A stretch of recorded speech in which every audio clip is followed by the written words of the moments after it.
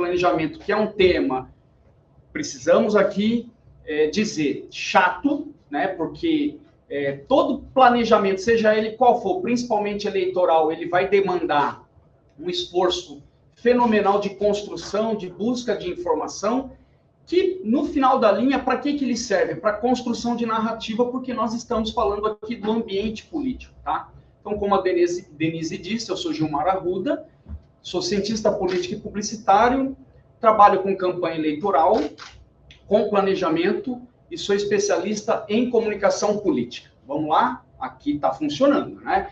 Então, a gente vai falar da importância do planejamento para uma comunicação eficaz, tá?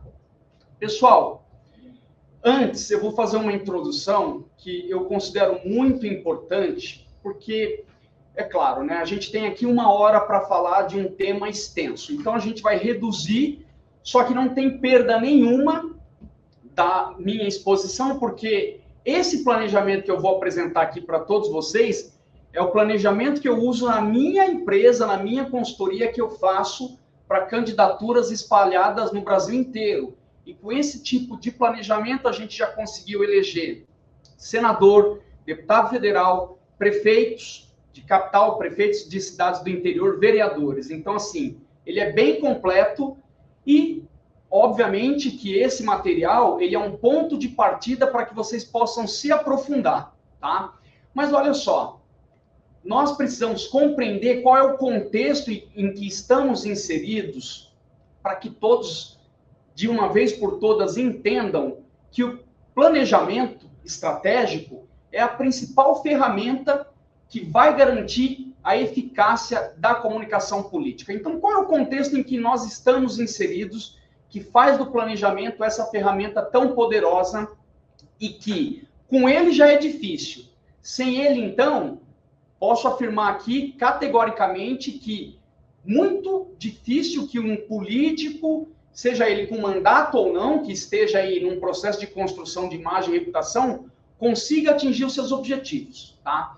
Porque nós estamos dentro de um contexto onde a maneira como as pessoas se relacionam mudou completamente. Hoje, todos, eu não aqui, porque meu celular está ali na mesa, mas todos vocês certamente estão assistindo a esta apresentação por algum tipo de tela, que pode ser de um notebook, e certamente, se estiver fazendo isso, você está mexendo no celular, pode ser que tenha uma televisão ligada, tá?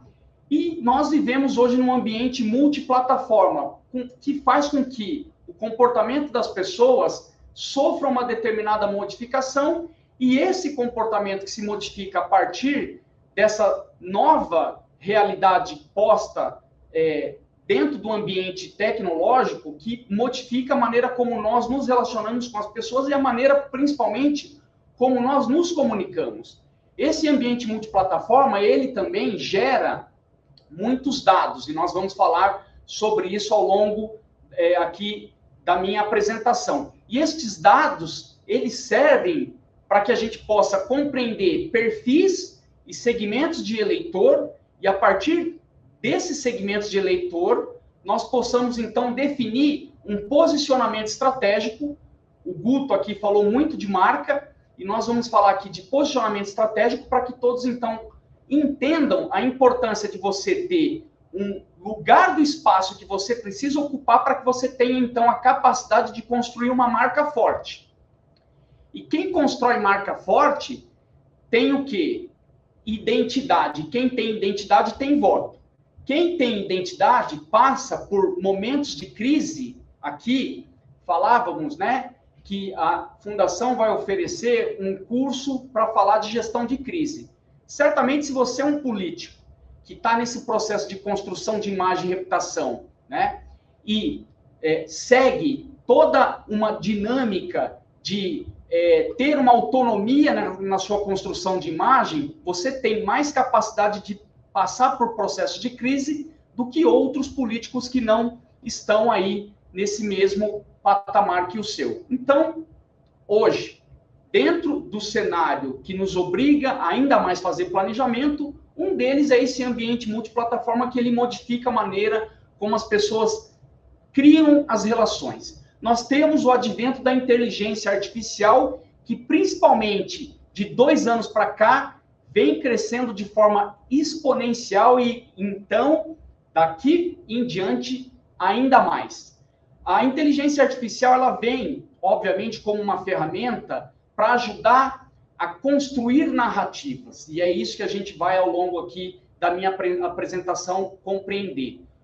Hoje, nós precisamos também ter em perspectiva que a inteligência artificial, ela não vem para tirar, né, o papel que alguns atores estão cumprindo na sociedade. Nós precisamos, então, começar a entender como ela funciona, principalmente dentro desse ambiente da comunicação, para que nós possamos, então, usá-las em nosso favor. Mas a inteligência artificial é também mais um dos elementos que nos obriga a planejar. Planejar por quê? Porque nós estamos dentro de um contexto onde, evidentemente, comparado com tempos atrás, muito mais complexo, e nós precisamos, então, dar conta de todos esses aspectos para que possamos, então, acertar no posicionamento estratégico da imagem daquela determinada figura pública. Dentro do ambiente multiplataforma, por exemplo, as redes sociais, o uso do telefone celular, os jogos de aplicativo, o acesso à internet, tudo que você utiliza hoje em dia, quase que está integrado a algum processo de troca de informação. Então, você, por exemplo, não vai mais ao banco, você faz uma transferência via Pix do seu celular que cai numa outra conta. Então, multiplataforma são todos esses ambientes onde estão circulando informações. Só que dentro das redes sociais, existe uma lógica de como os conteúdos são apresentados para os usuários das redes sociais, que é aquilo que nós chamamos aqui de modulação dos algoritmos. Isso impõe um desafio no planejamento para que possamos, então, furar as bolhas criadas a partir destas lógicas de modulação pelos algoritmos, para que possamos atingir, principalmente, os nossos objetivos de comunicação. E esses objetivos de comunicação, eles estão relacionados com a construção de narrativa. Então, a modulação dentro das redes sociais, pelos algoritmos, daquilo que as pessoas vão tomar contato, é mais um elemento que força todos nós fazermos planejamento. Isso faz com que a guerra de narrativa travada hoje dentro do ambiente digital cada vez mais ganhe força. Por quê? Porque essa maneira como os algoritmos estão distribuindo os conteúdos, principalmente dentro do ambiente da política, faz com que parte das pessoas enxerguem apenas um lado da moeda e não o outro lado. E, obviamente, o Guto falou aqui da pós-verdade, nós vamos falar sobre essa temática um pouquinho mais para frente. Dentro dessa contextualização da pós-verdade, se eu estou apenas buscando informação ou recebendo informação que vem destas plataformas que corroboram com as minhas crenças, eu não estou, não eu, Gilmar, mas nós, enquanto cidadãos, aptos a, como acontecia muito no passado, ter uma capacidade de debate em cima das temáticas, sejam elas sociais, sejam elas políticas, econômicas, culturais e tantos outros desafios que são postos no cotidiano para nós. Basta que vocês acessem qualquer portal hoje e nós vamos ver lá que é sempre um grupo contra outro grupo. Então, a guerra de narrativa, dentro do ambiente da comunicação, ela também impõe um desafio e a gente precisa fazer planejamento para que possamos, no mínimo, compreender e furar estas bolhas. E o que mais que temos aqui dentro desse contexto que nos força a fazer o planejamento, né? O principal ativo hoje da comunicação é a atenção. A atenção dispensada pelo usuário, que potencialmente está num telefone celular, sendo impactado por um conteúdo. E o seu conteúdo político, a depender da maneira como você constrói a narrativa, e o que a gente percebe hoje? que o eleitor, cada vez mais, ele quer se distanciar daquele político que tem a carapuça de político. Isso não quer dizer que o eleitor não queira pessoas que têm competência, atribuição funcional de exercer um determinado cargo. Mas as pessoas, elas acabam se distanciando daquele político tradicional e buscam novas maneiras de se conectar. E aí surge o grande desafio, porque você, diante da produção do seu conteúdo, de narrativas, ela disputa a atenção com outros conteúdos que não tem nada a ver com a política. Porque, principalmente quando a gente olha para as redes sociais, as pessoas, elas estão buscando entretenimento, estão buscando um momento de lazer, estão buscando comprar alguma coisa, né? As redes sociais também oferecem a oportunidade das pessoas se informarem. Boa parte do uso que se dá através das redes sociais tem relação com buscar novas informações, aprendizado. Então, vejam só vocês, através de um ambiente multiplataforma como esse, pessoas de Manaus aí, né? E de tantos outros estados, aqui trocando informação, aprendendo, e nós também aprendendo muito aqui com vocês. Então, a disputa pela atenção, hoje, ela é o ponto-chave dentro da comunicação política, e a gente vai falar sobre isso. Então, isso impõe um desafio de planejamento, e é por isso que nós estamos aqui para falar sobre ele. Gilmar, mas por que você está fazendo essa introdução? Ora, eu estou trazendo o principal primeiro. Se eu não conseguir convencê-los de que nós precisamos, após essa minha palestra, minimamente estruturar um planejamento, porque não existe apenas um caminho. Vocês podem pegar esse caminho que eu estou propondo, desconstruí-lo, considerar algumas variáveis e melhorar esse processo. Se eu não conseguir fazer isso, então nós vamos falhar aqui com a mensagem que queremos passar para vocês. Então, essa introdução ela é muito importante porque ela tem como premissa mostrar a importância do planejamento para a construção de narrativa. Então, se nós estamos na disputa pela atenção do usuário, eu preciso, então, pensar a minha construção de marca, pensar a minha construção de posicionamento que vai alicerçar a minha construção de marca, para que eu, então, a partir do momento que eu compreendi quem são os meus públicos, fazer esta interconexão. E aí, no momento em que você for fazer um post para as redes sociais, a gente vai falar sobre isso ao longo da minha apresentação, você vai cumprir esse objetivo. Então, estamos aqui porque a gente quer o quê? Conquistar a atenção das pessoas. E aí tem um outro ponto fundamental, né? Com esse ambiente multiplataforma, que mistura rede social, que mistura o uso do celular para, por exemplo, pedido de comida que você faz pelo iFood, a compra que você faz pelo Mercado Livre, pela Amazon, o acesso que você tem, né, aos portais para buscar informação, que essa mesma informação também é distribuída em outros pontos de contato, né? Todos estes espaços novos que outrora não existiam, colocam o cidadão no centro da coisa toda, né? Então, que é aquilo que nós chamamos de centralidade no cliente cidadão, que no passado isso não existia.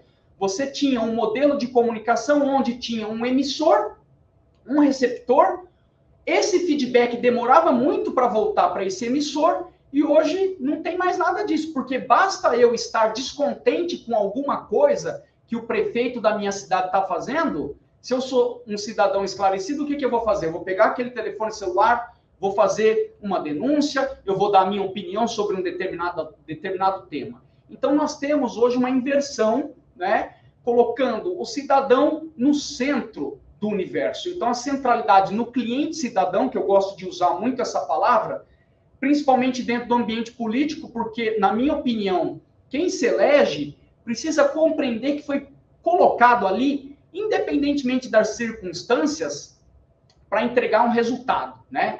Se você é um vereador que foi eleito, aquele cidadão espera que você, então, faça minimamente projetos de leis que tenham relevância, espera minimamente que você cumpra com o seu papel de fiscalização do executivo. Então, o cidadão, ele está ali, ele tem essas ferramentas e ele é o fiscal de tudo. Ele é o centro do universo, né?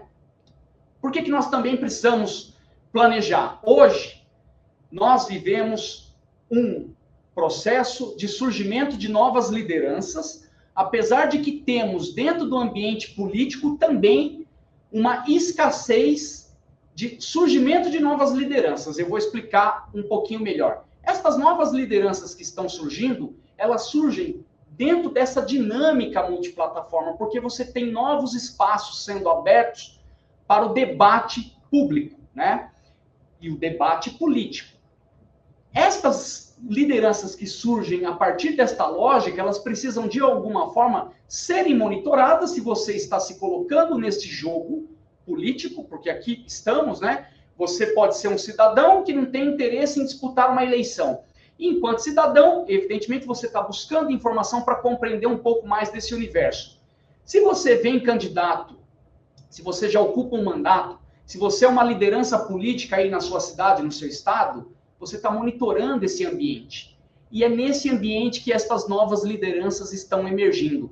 E muitas vezes elas emergem do dia para a noite. Eu já vi candidato que não existia enquanto candidato, mas pelo fato de ter acontecido um fato, como o Guto aqui explicou pela manhã, o partido político, então, capturou aquilo, filiou, no momento da eleição, foi lá e se elegeu, né? Só que, evidentemente, nesse exemplo em tela que eu estou dando, se você não tem uma continuidade nessa construção de imagem e reputação, aquilo ali foi um voo de galinha, que se fala, né? Vai ser um político que vai ter apenas um mandato. Mas novas lideranças, elas acabam surgindo dentro dessas perspectivas, nesse ambiente onde você tem um debate aberto e pessoas o tempo todo se colocando, mostrando e dando a cara a tapa, e muitas vezes tendo uma capacidade de compreensão da realidade muito mais afinada do que a classe política. Então, se a classe política percebe, opa, traz essa pessoa para o partido, que agora eu sei que é o momento dela e ela vai se eleger, aquele político tradicional, ele vai cada vez mais ficando para trás. Então, a gente está dentro de um ambiente como esse e a gente precisa, então, monitorar e entender, né? A gente já falou aqui da pós-verdade, onde os fatos objetivos, eles têm menor importância do que as crenças que as pessoas carregam. Como é que eu vou trabalhar a comunicação dentro de um ambiente como esse? O Guto falou muito bem sobre essa questão das fake news, né? Hoje, na parte da manhã, que elas acabam florescendo dentro desse ambiente da pós-verdade, que nada mais é do que, de novo, a crença que eu tenho, ela se sobrepõe aos fatos da realidade. E aí, dentro desse ambiente, o que acaba acontecendo? Principalmente na comunicação, porque aqui esse é o enfoque, né? As pessoas buscam a confirmação das crenças que elas têm, que é aquilo que a gente chama de viés de confirmação. Acabam sendo impactadas por pontos de contato, canais, mídias, que apenas confirmam as crenças que essas pessoas têm. Dentro desse ambiente onde a verdade é relativa, a fake news e as deepfakes feitas principalmente a partir do uso da inteligência artificial, elas ganham uma velocidade e um peso muito grande.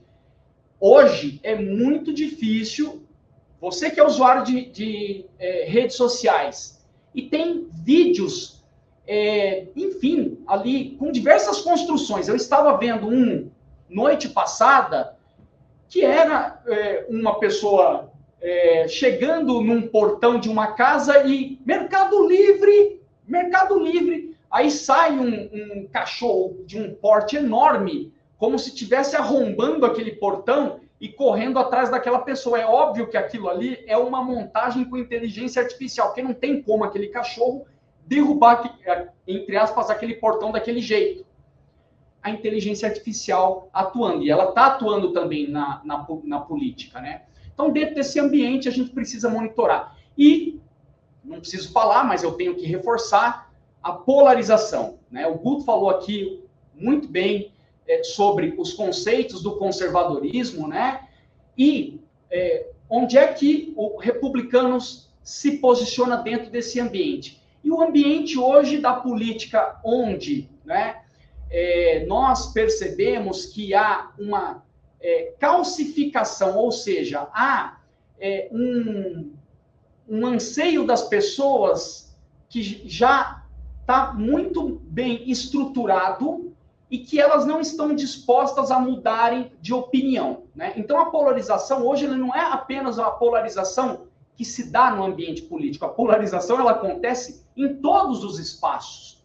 E isso não é o Gilmar Arruda apenas falando, mas é objeto, inclusive, de estudos acadêmicos dentro das ciências políticas, né?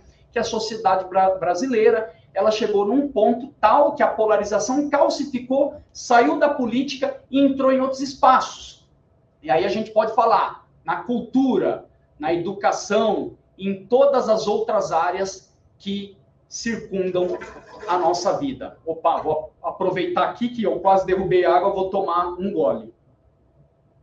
Pessoal, então, feita esta introdução que tem como objetivo, né, mostrar o contexto em que a comunicação política está inserida.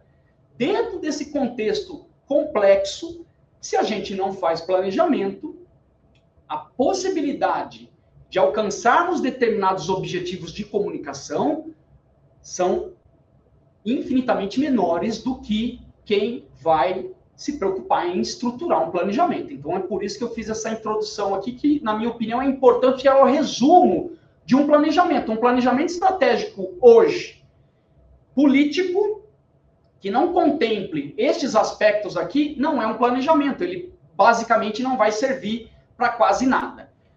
Na Grécia Antiga, tínhamos aqueles espaços que eram chamados de ágora, né? Que eram os espaços onde se discutia sobre política, né? Era o centro da vida ali. Se discutia as questões sociais, econômica, religiosa, cultural, né? Dentro da cidade de Atenas.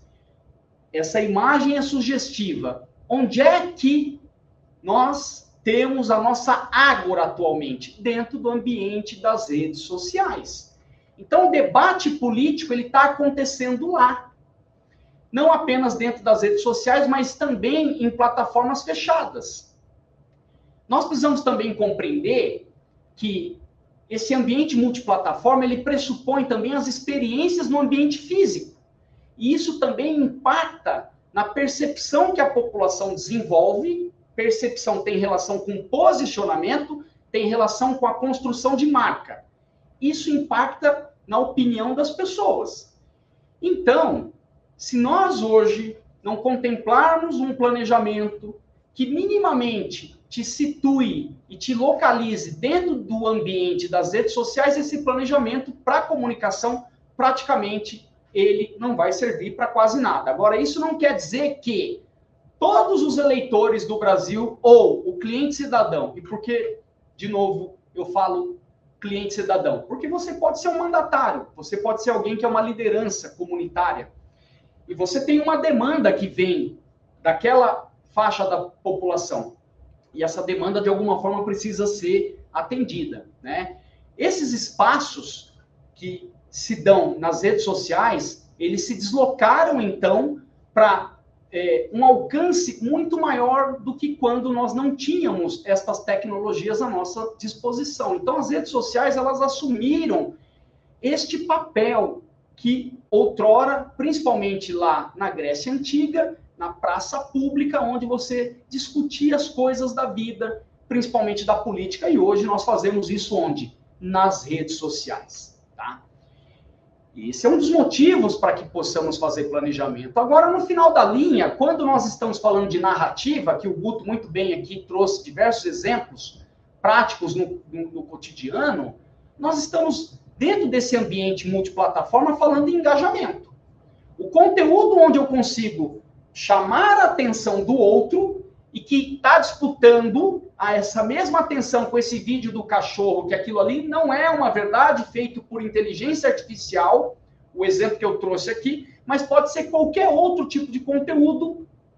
O conteúdo onde você tem ali, por exemplo, o time de futebol onde o seu filho treina, publicando um vídeo do campeonato de final de semana. Aquilo estabelece uma conexão emocional com você. Então, ninguém entra nas redes sociais, no cotidiano, para falar, nossa, deixa eu passar aqui estes 10 políticos que eu preciso imediatamente ver o que eles estão fazendo, senão a minha vida não vai para frente. Não é assim que funciona.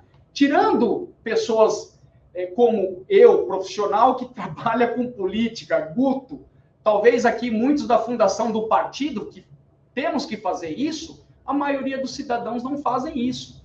Então, seu conteúdo ele está competindo pela atenção com outros conteúdos dentro do ambiente digital, e aí você precisa ter uma fórmula, e é sobre isso que nós vamos falar adiante, para conseguir esse engajamento que é despertar a atenção das pessoas. Agora, é claro que o engajamento, que é uma interação naquele determinado tipo de conteúdo, ele tem uma hierarquização. Muitas vezes, aquele conteúdo, ele está impactando uma pessoa pela primeira vez. Ela nem sabia que você existe, mas você está falando sobre uma determinada temática que é um ponto de dor. O que é o ponto de dor dentro da comunicação digital? É um problema que o cidadão, o eleitor, está enfrentando e que você, candidato ou mandatário ou liderança política, seja ela comunitária, tá? Que você precisa dar conta de resolver.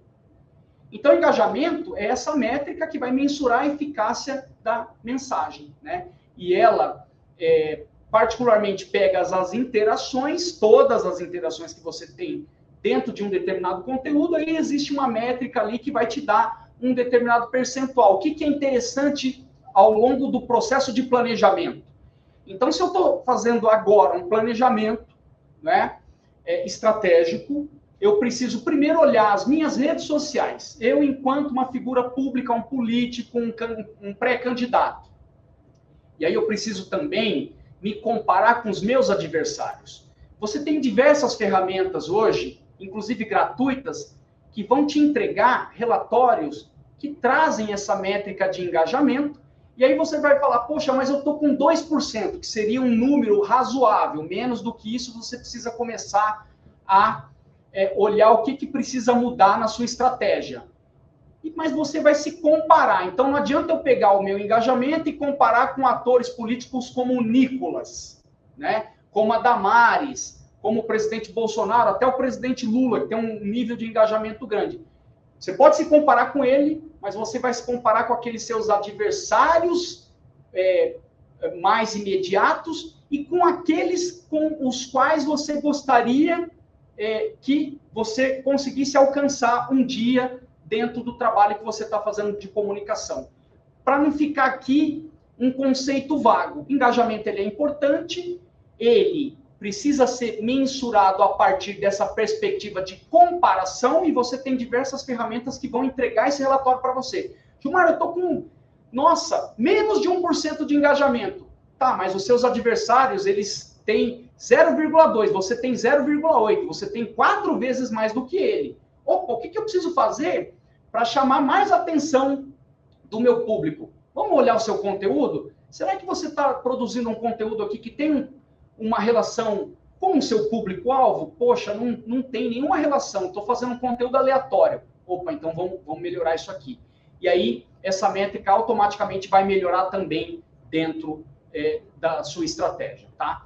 Então, no fim, o planejamento estratégico, que ele não é só o planejamento de comunicação, apesar de que estou aqui fazendo um recorte para falar de comunicação, ele vai servir para orientar a construção da narrativa, porque, olha só, o discurso político é a grande ferramenta da pessoa pública, ligada ao ambiente político. Se você é um ator político, pré-candidato, uma liderança, um mandatário, qual que é a sua principal ferramenta de trabalho?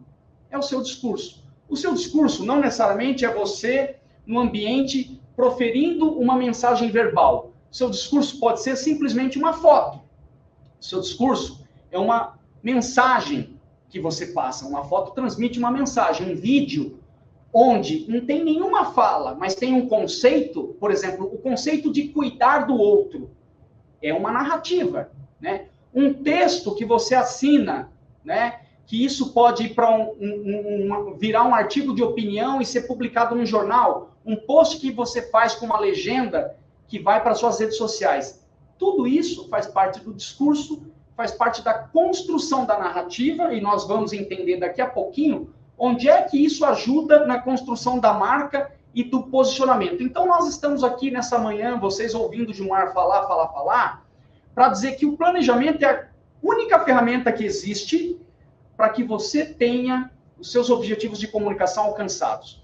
E não há nenhum objetivo de comunicação que não tenha um elemento fundamental que deve ser alcançado, que é a marca e a construção de marca, a construção de imagem. Então, o planejamento, ele é essa ferramenta, e nós vamos começar agora a abrir para vocês, efetivamente, as etapas que são contempladas dentro do planejamento, né? Se nós temos narrativa, nós temos discurso, nós temos, então, uma marca que posiciona e que dialoga com determinado segmento do eleitorado, nós temos a capacidade, primeiro, de despertar mais a atenção daquele determinado público. Por quê? Porque a grande sacada do ambiente multiplataforma hoje é essa. Você pode fazer um conteúdo lindo e maravilhoso, mas se ele não tiver determinadas características, pode ser que ele não vá conseguir despertar a atenção e interesse das pessoas, e você vai ficar ali no limbo por conta do algoritmo, que é o mecanismo que as redes sociais utilizam para distribuir o conteúdo para os seus usuários. Vocês tiveram muitas palestras ao longo desse ano. Certamente, todos sabem que o feed, o que é isso? É aquilo que eu estou vendo nas minhas redes sociais. É completamente diferente do que o seu filho que está ao seu lado aí está vendo. Mesma coisa, alguém que esteja no seu gabinete, o seu assessor, enfim, cada um de nós temos uma realidade intrínseca dentro do ambiente digital. É por isso que essas empresas são trilionárias, porque elas compreenderam que, para que elas possam manter a atenção total das pessoas e fazer com que a gente fique ali 10 horas conectados no Instagram, no TikTok por dia, tem relação que, nossa, olha só que legal, como isso é automático, e você vai passando aquele conteúdo o tempo todo, né? Então, o que a gente quer? A gente quer construir uma estratégia de comunicação para que a gente, então, consiga se conectar com o eleitor dentro dessa contextualização no ambiente político, para que você, então, consiga passar sua mensagem, construir sua imagem, sua reputação. E se a gente está fazendo isso, qual é o grande objetivo que a gente começa a alcançar? Criar esses vínculos com públicos, no plural ou no singular. Por quê, Gilmar? Não necessariamente a sua comunicação tem que estar direcionada para falar com todo mundo. Isso é muito importante, a gente vai ver daqui a pouquinho em segmentação. A comunicação, ela tem que falar com um determinado segmento do eleitor ou da sociedade.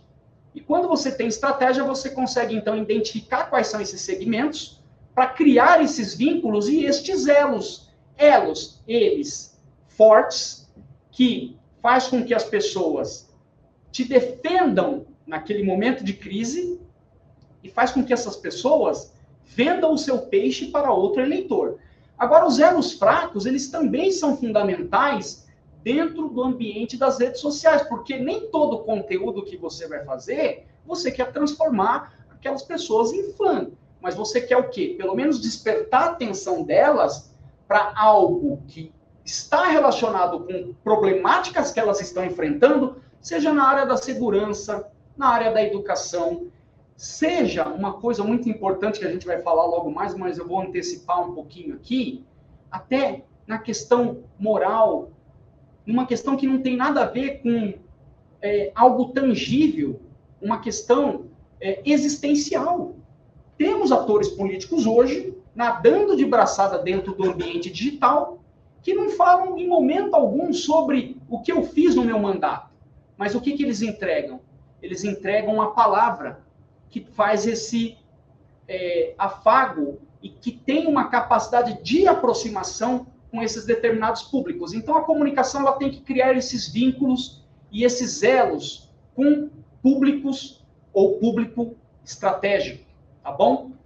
Olha só, isso aqui é importante, porque se a gente entende a teoria, o como nós vamos fazer, daqui a pouco vai ficar fácil, porque é obrigação ninguém esquecer o que nós estamos ensinando aqui. Não adianta depois só pegar o passo a passo, que está mais para frente. Ah, mas o que é isso aqui mesmo? Eu não lembro. Então, é importante esse material aqui. Possivelmente, ele fica à disposição, né? Porque é uma live, ela vai ficar publicada, mas é fundamental para a gente ter a compreensão dos conceitos. Então, a partir do momento que eu tenho a compreensão de público, que eu tenho uma estratégia de marca e de posicionamento, eu consigo fazer, então, uma comunicação que vai despertar atenção e interesse de determinados públicos, eu consigo, então, fazer uma projeção de imagem que vai me diferenciar dos meus adversários, porque de nada adianta nós fazermos um planejamento para você trabalhar uma comunicação e daqui a pouco o eleitor ele vai olhar e falar, poxa, mas espera aí, eu não consigo ver o diferencial nesse Gilmar aí não, cara, eu acho que eu vou votar aqui na Júlia. A Júlia é isso e mais isso ainda do que ele, prefiro ela. Então, toda projeção de imagem e criação de marca que não gera um diferencial, ela não serve para nada. E é para isso que a gente tem que fazer planejamento, porque quando a gente vai olhar os adversários, nós vamos buscar a compreensão de entender quais são os pontos fortes e fracos que eles têm e, obviamente, que nós temos que olhar para os nossos pontos fortes e fracos que nós temos para que possamos, então, buscar essa diferenciação e esse distanciamento. É isso que o eleitor quer enxergar. Ele não vai conseguir, nesse ambiente onde você tem um excesso de informação no cotidiano, te diferenciar de alguém que parece muito com você. Desde a maneira que você se veste, tá? Tem que ser uma coisa única. Você precisa achar esse caminho. A maneira como você fala, o Guto estava dizendo aqui, poxa, mas vocês viram que eu também faço, né? Eu sofro desse mal, que é ter que ficar me mexendo. Também sou, se não for mais ansioso do que ele, eu acho que estou ali no pau a pau com o Guto.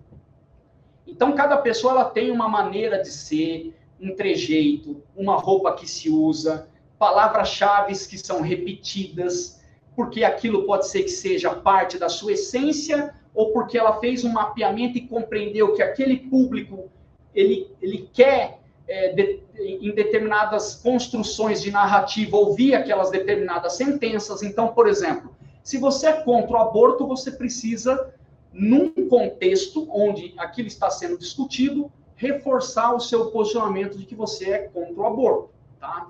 Então, a partir de uma imagem única que você tem que criar, que isso tem relação com uma marca, é que você vai buscar, então, um distanciamento dos seus adversários, uma diferenciação com relação a eles. Planejamento que não contemple isso, ele praticamente não vai servir para muita coisa, tá? O Guto falou sobre aqui contar histórias, e é muito importante que eu revalide isso que ele trouxe. E se vocês olharem nas redes sociais, principalmente de atores políticos, nós temos uma carência nesse aspecto. Porque quando o prefeito, o deputado que manda uma verba, né, uma emenda parlamentar para uma cidade, que aquilo tem uma importância grande, o que ele fala? Ele fala sobre ele. Olha o que eu consegui. Não, mas não é sobre isso. É o impacto que aquilo pode gerar na mudança na vida das pessoas, no seu cotidiano. É a Dona Maria, que antes tinha que sair a pé com seu filho, andar não sei quantos quilômetros para chegar até uma escola, e agora, com aquela emenda parlamentar, foi possível comprar um ônibus que vai para uma área rural. Então, você vai contar a história de como o que você faz mexe na vida das pessoas. E não o contrário. Infelizmente, o que mais acontece, e a gente poderia dar um monte de exemplo aqui, mas para não expor ninguém, não trouxe, nós dificilmente vemos isso. Por quê? Lembra, a centralidade está no cidadão. O político quer ser a última bolacha do pacote. E isso precisa ser, com muita segurança, substituído. Se você tem uma insegurança com relação a isso, faça um teste. Muitas vezes, não, mas eu preciso dizer que fui eu e não sei o quê. Você vai dizer, contando essa história, colocando o seu interlocutor dentro desse processo de construção de narrativa para mostrar que o seu trabalho muda a vida das pessoas, tá? Essa história, ela precisa, como o Guto muito bem explicou também na parte da manhã, ilustrar a sua trajetória. Ele trouxe ali, poxa, o fulano, né, ia até um determinado ponto com uma construção, uma reputação social, uma reputação de uma atribuição funcional. O que isso quer dizer? Nossa, esse é o melhor jornalista do Brasil, não sei o que, até dá uma escorregada. E essa escorregada, pessoal, qualquer um de nós, hoje em dia, podemos dar. O que isso quer dizer? Que você precisa se monitorar 24 horas por dia. Todos os ambientes praticamente são monitorados. Fui aqui no Parque da Cidade, em Brasília, maravilhoso, sempre vou quando estou aqui, caminhar ontem à noite.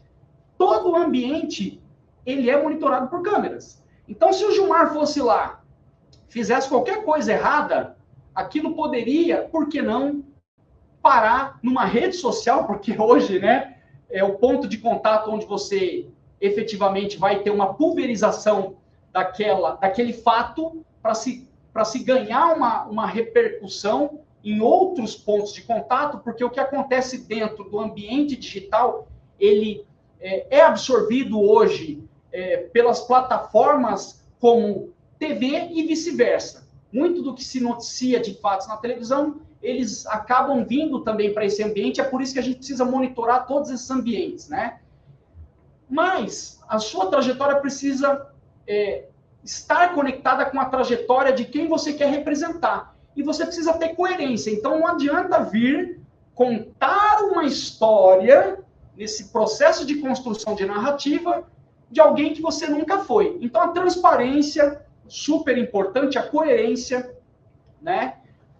Para que você tenha a capacidade de fato, se conectar com as pessoas. Porque hoje em dia, principalmente em função desse ambiente multiplataforma e o poder que um telefone celular nos dá de verificar fatos, você vai ser desmascarado muito rapidamente, né? Então, a gente precisa contar a história que vai ilustrar a nossa trajetória e que conecte com estes públicos, ou público estratégico que cada um de nós temos. Deixa eu ver o que eu fiz de errado aqui. Fiz alguma coisa de errado aqui. Passar aqui para o nosso amigo. Aí. Boa. É isso aí. Aqui, ó. Pronto. Pessoal, olha só. Eu estou trazendo aqui alguns exemplos de imagens. Isso aqui é interessante, que a gente vai fazer um resumo conceitual para que vocês possam aí fazer as devidas anotações, tá?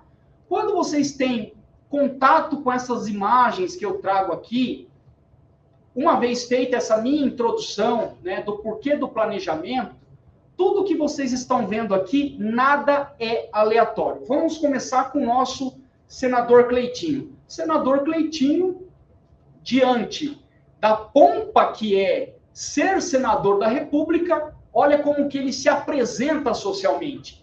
Uma pessoa que, se alguém não conhecer, passaria despercebido como se não fosse uma autoridade.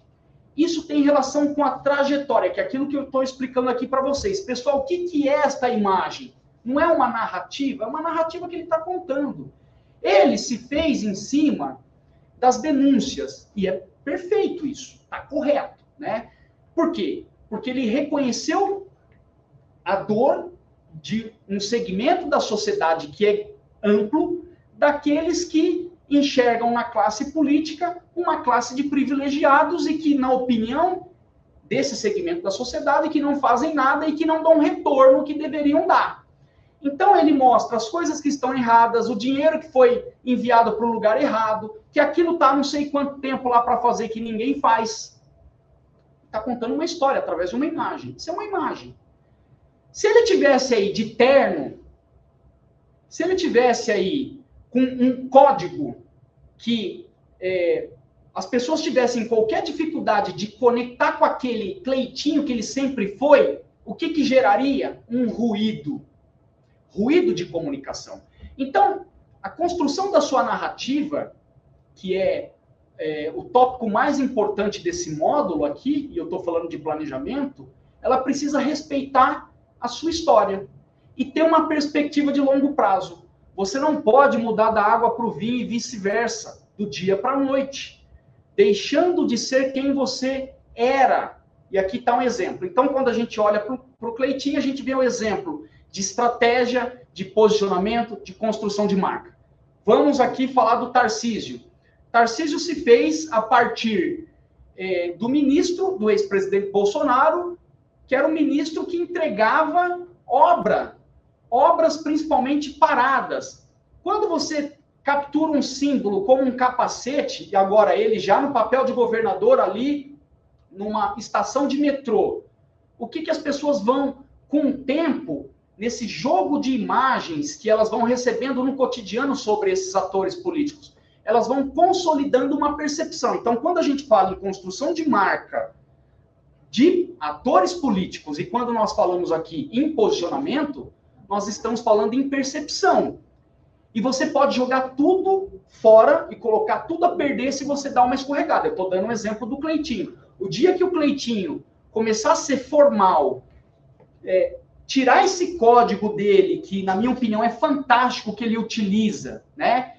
Na maneira como ele se apresenta socialmente, a partir da escolha das roupas. É claro que quando ele está num ambiente onde existe um decoro parlamentar, ele tem que, no Senado, no plenário, colocar a roupa, porque ali é um outro código, mas fora daquele ambiente ele sempre está assim. Tarcísio, sempre mostrando que é o cara que faz. Isso é posicionamento. O cara que vem e resolve, obviamente hoje, o grau de dificuldade de um governador, mas no estado de São Paulo, ele sempre se coloca diante dessas pautas onde ele é o cara que vai acabar com a burocracia, que as coisas precisam ter mais velocidade, que a gente precisa dar resultado, e tá aí, ó, esse símbolo que é o capacete.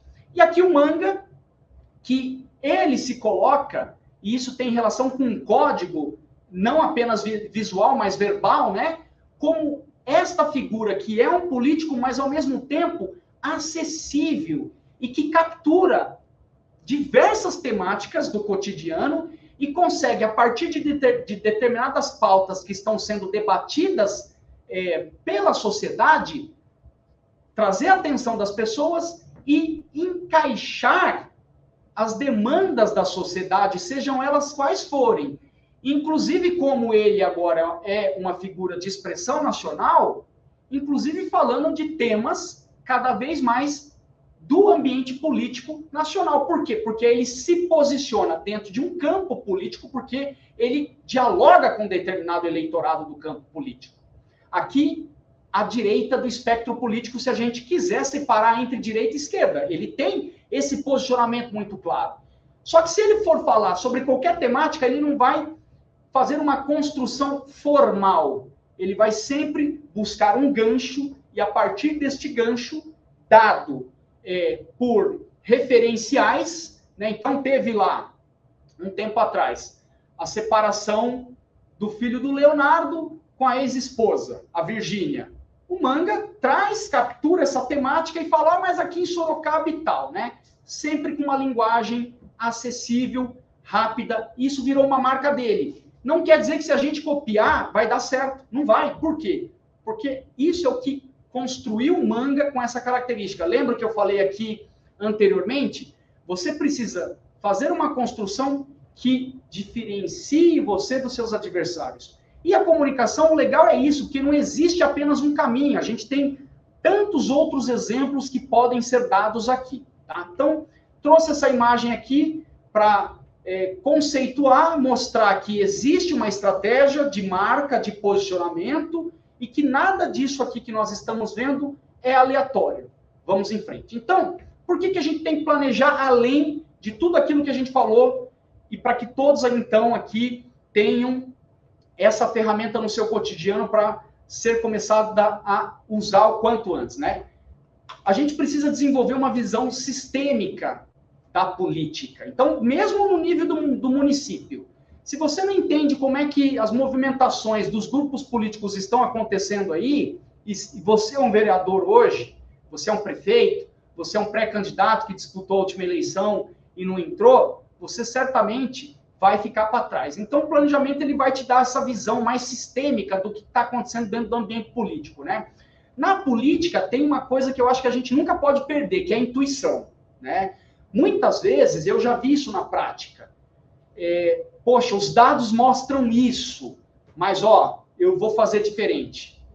Gilmar, vou apostar naquilo que você está dizendo que não é para fazer. Isso é intuição. Só que se a gente tem um planejamento, a gente pelo menos consegue o quê?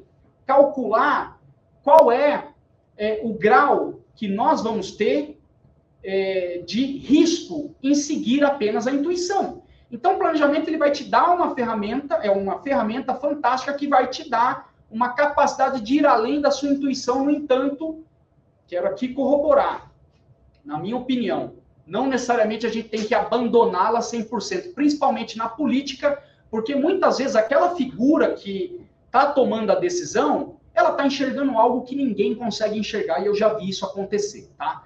Desenhar cenário, principalmente quem vai disputar a eleição do ano que vem. A gente precisa ter caminhos, você não pode ter apenas um caminho. Seja um caminho onde você vai traçar alianças, caminho onde você vai construir a sua imagem, se você não fez nada disso do que nós estamos falando aqui, né? Ou se você hoje tem um mandato, você disputou uma eleição e vem de novo, opa, peraí, cara, qual a imagem que eu quero projetar, né? Como é que eu quero ser percebido pelo outro? Quando alguém falar o meu nome, quais são os atributos que virão à mente da pessoa nos primeiros 5 segundos? Falou em Gilmar Arruda, falou em Guto, falou em Denise, falou em Renata Sene, em tantas pessoas maravilhosas que passaram hoje por aqui. Quais são os atributos que virão à mente? Então, planejamento serve para isso. E o desenho de cenário, ele é fundamental porque a gente precisa, então, ter plano A, B e, no mínimo, C, são 3 caminhos para um determinado objetivo eleitoral, tá? O planejamento, ele permite a gente prever e antecipar determinadas tendências, principalmente comportamentais do eleitorado. Claro que, dentro de um processo eleitoral, o que nós temos são os eventos conjunturais, coisas que estão acontecendo. Eu vou dar aqui um exemplo, né?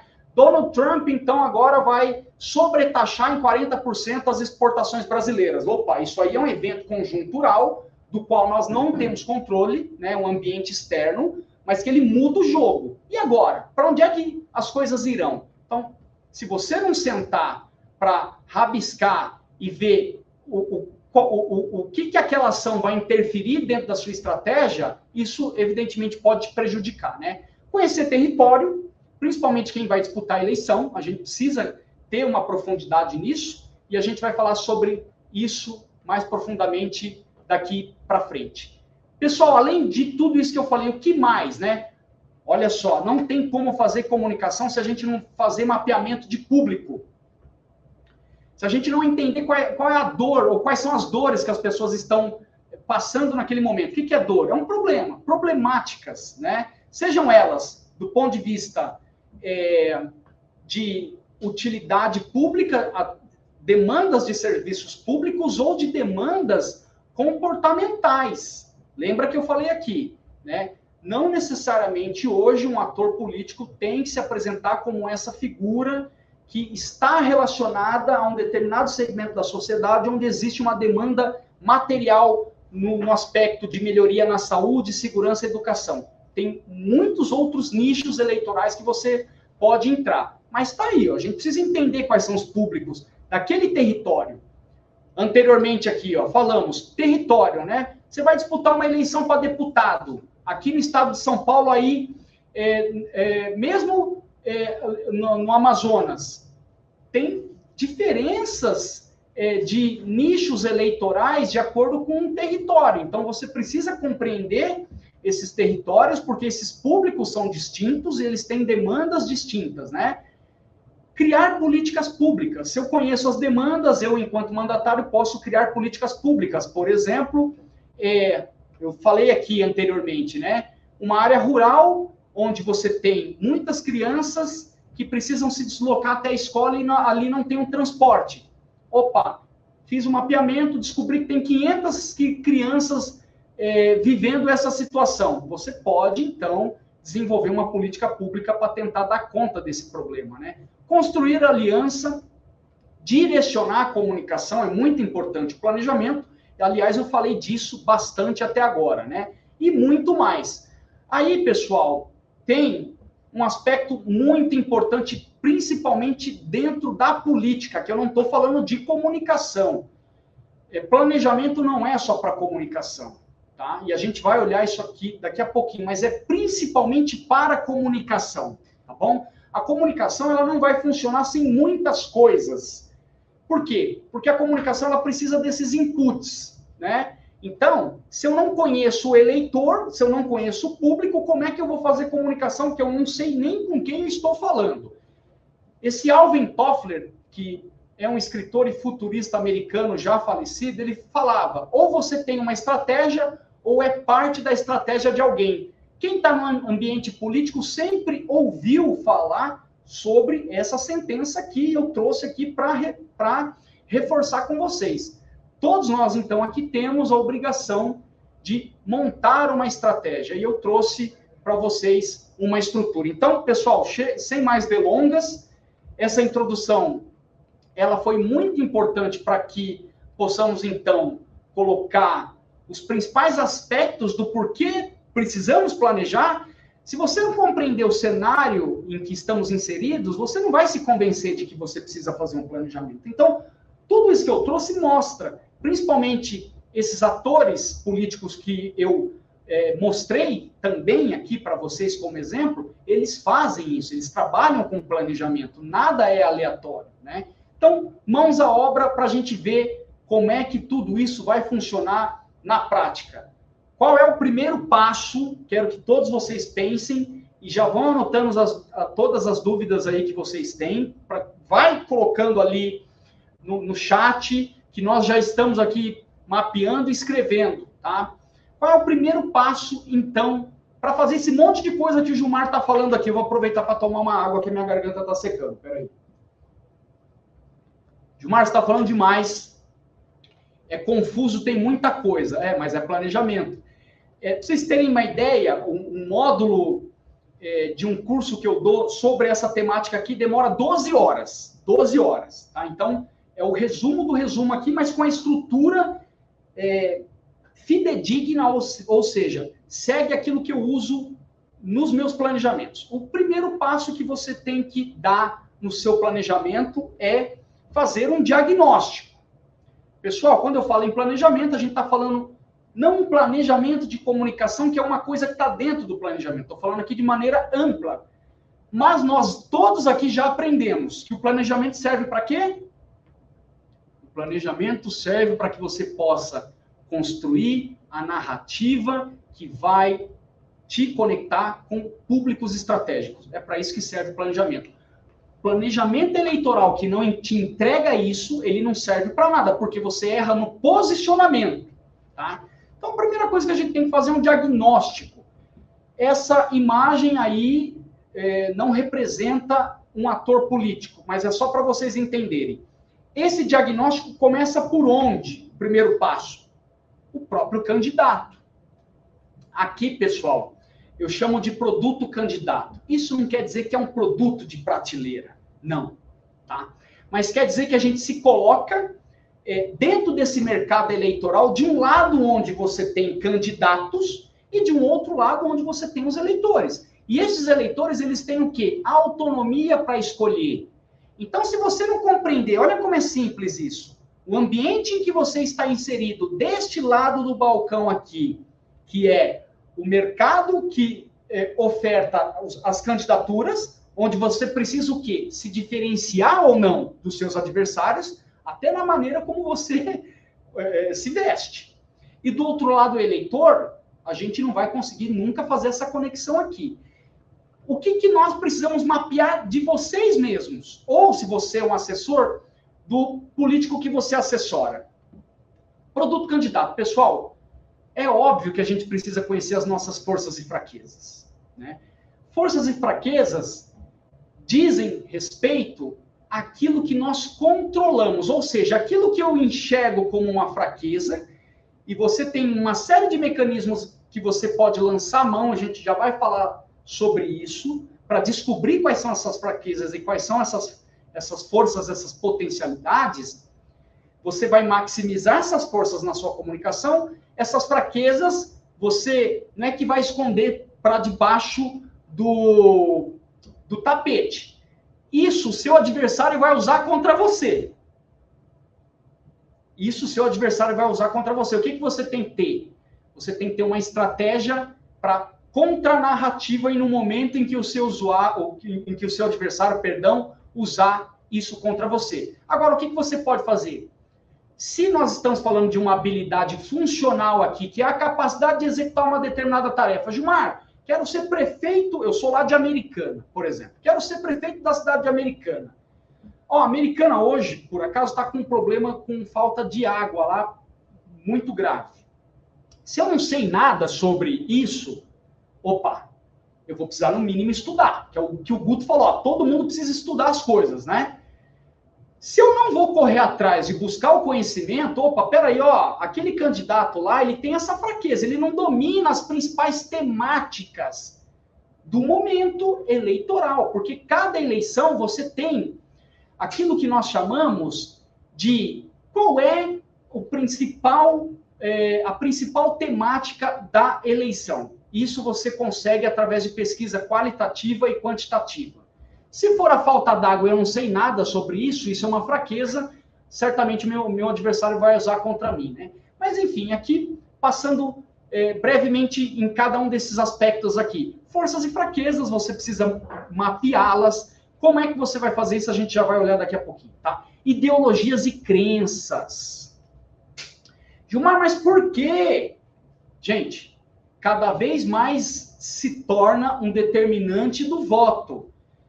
No Brasil, o que é interessante? Principalmente o eleitorado base da pirâmide também vem mudando o seu comportamento de voto, tá? Porque determinadas conquistas sociais, hoje, elas são vistas como direito adquirido.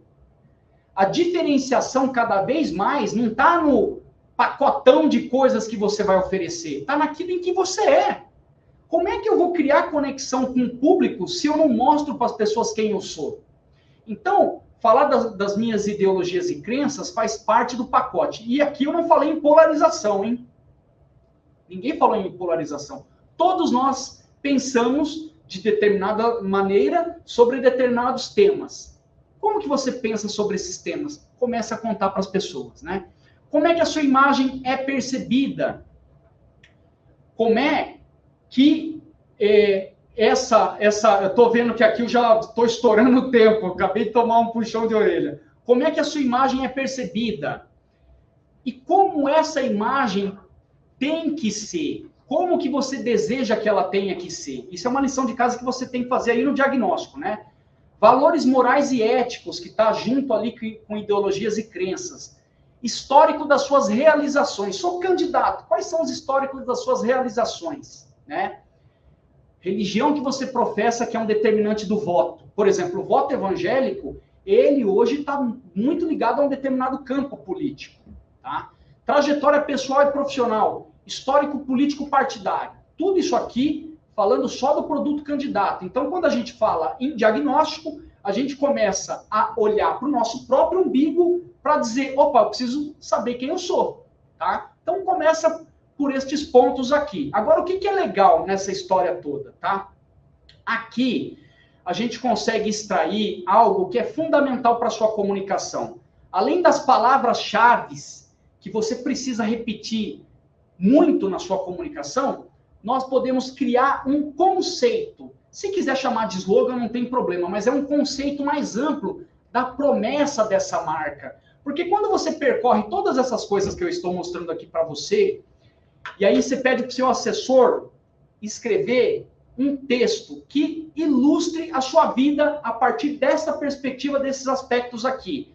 Você vai depois grifar as palavras-chave e vai sair uma coisa parecida com essa aqui, que não corresponde a essa pessoa que está ali, mas não importa. É só para vocês entenderem, né?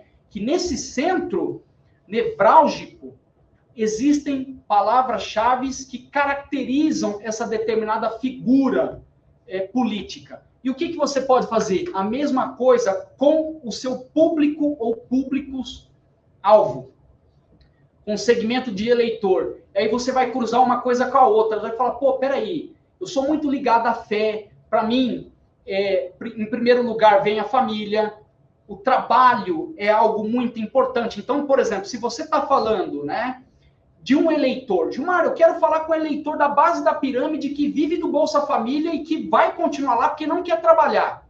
Não faz sentido. Porque você está dizendo aqui que você coloca como premissa da sua existência um valor fundamental para o trabalho. Então, certamente, essa pessoa que está na base da pirâmide ali, e eu não estou dizendo que essas pessoas são assim, é só aqui uma forma da gente raciocinar, tá? Eu não estou dizendo, peraí, você tá. Eu não estou dizendo que essa pessoa. Você está no slide 24 de 56, tá? Tudo bem, eu vou ter que engolir as coisas aqui. Mas, pessoal, olha só. É muito importante essa parte aqui do produto candidato, você passar por esses aspectos, escrever um texto que resuma a sua história com aqueles aspectos e separar determinadas palavras-chave. Por quê? Porque isso é a sua essência. E se você conseguir contrastar isso com a essência do seu público-alvo, você tem uma promessa da marca que você pode fazer, tá? E isso você pode usar na sua comunicação. E tudo isso aqui que você está construindo é aquilo que a gente chama de máscara social.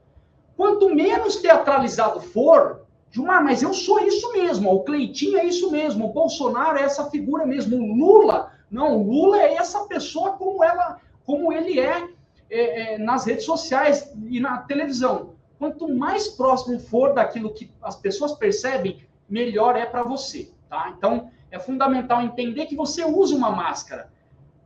Quanto mais próximo da sua realidade, melhor. E é por isso que você precisa se conhecer, porque não adianta sair por aí tentando ser aquilo que você não vai conseguir. O Guto trouxe vários exemplos de figuras públicas que caíram do cavalo por fazer isso. Então, como é que eu faço tudo isso aqui? Você vai fazer entrevista em profundidade. Você é um político agora aí, contrata uma entrevista qualitativa em profundidade para que possamos compreender quem é você efetivamente, né?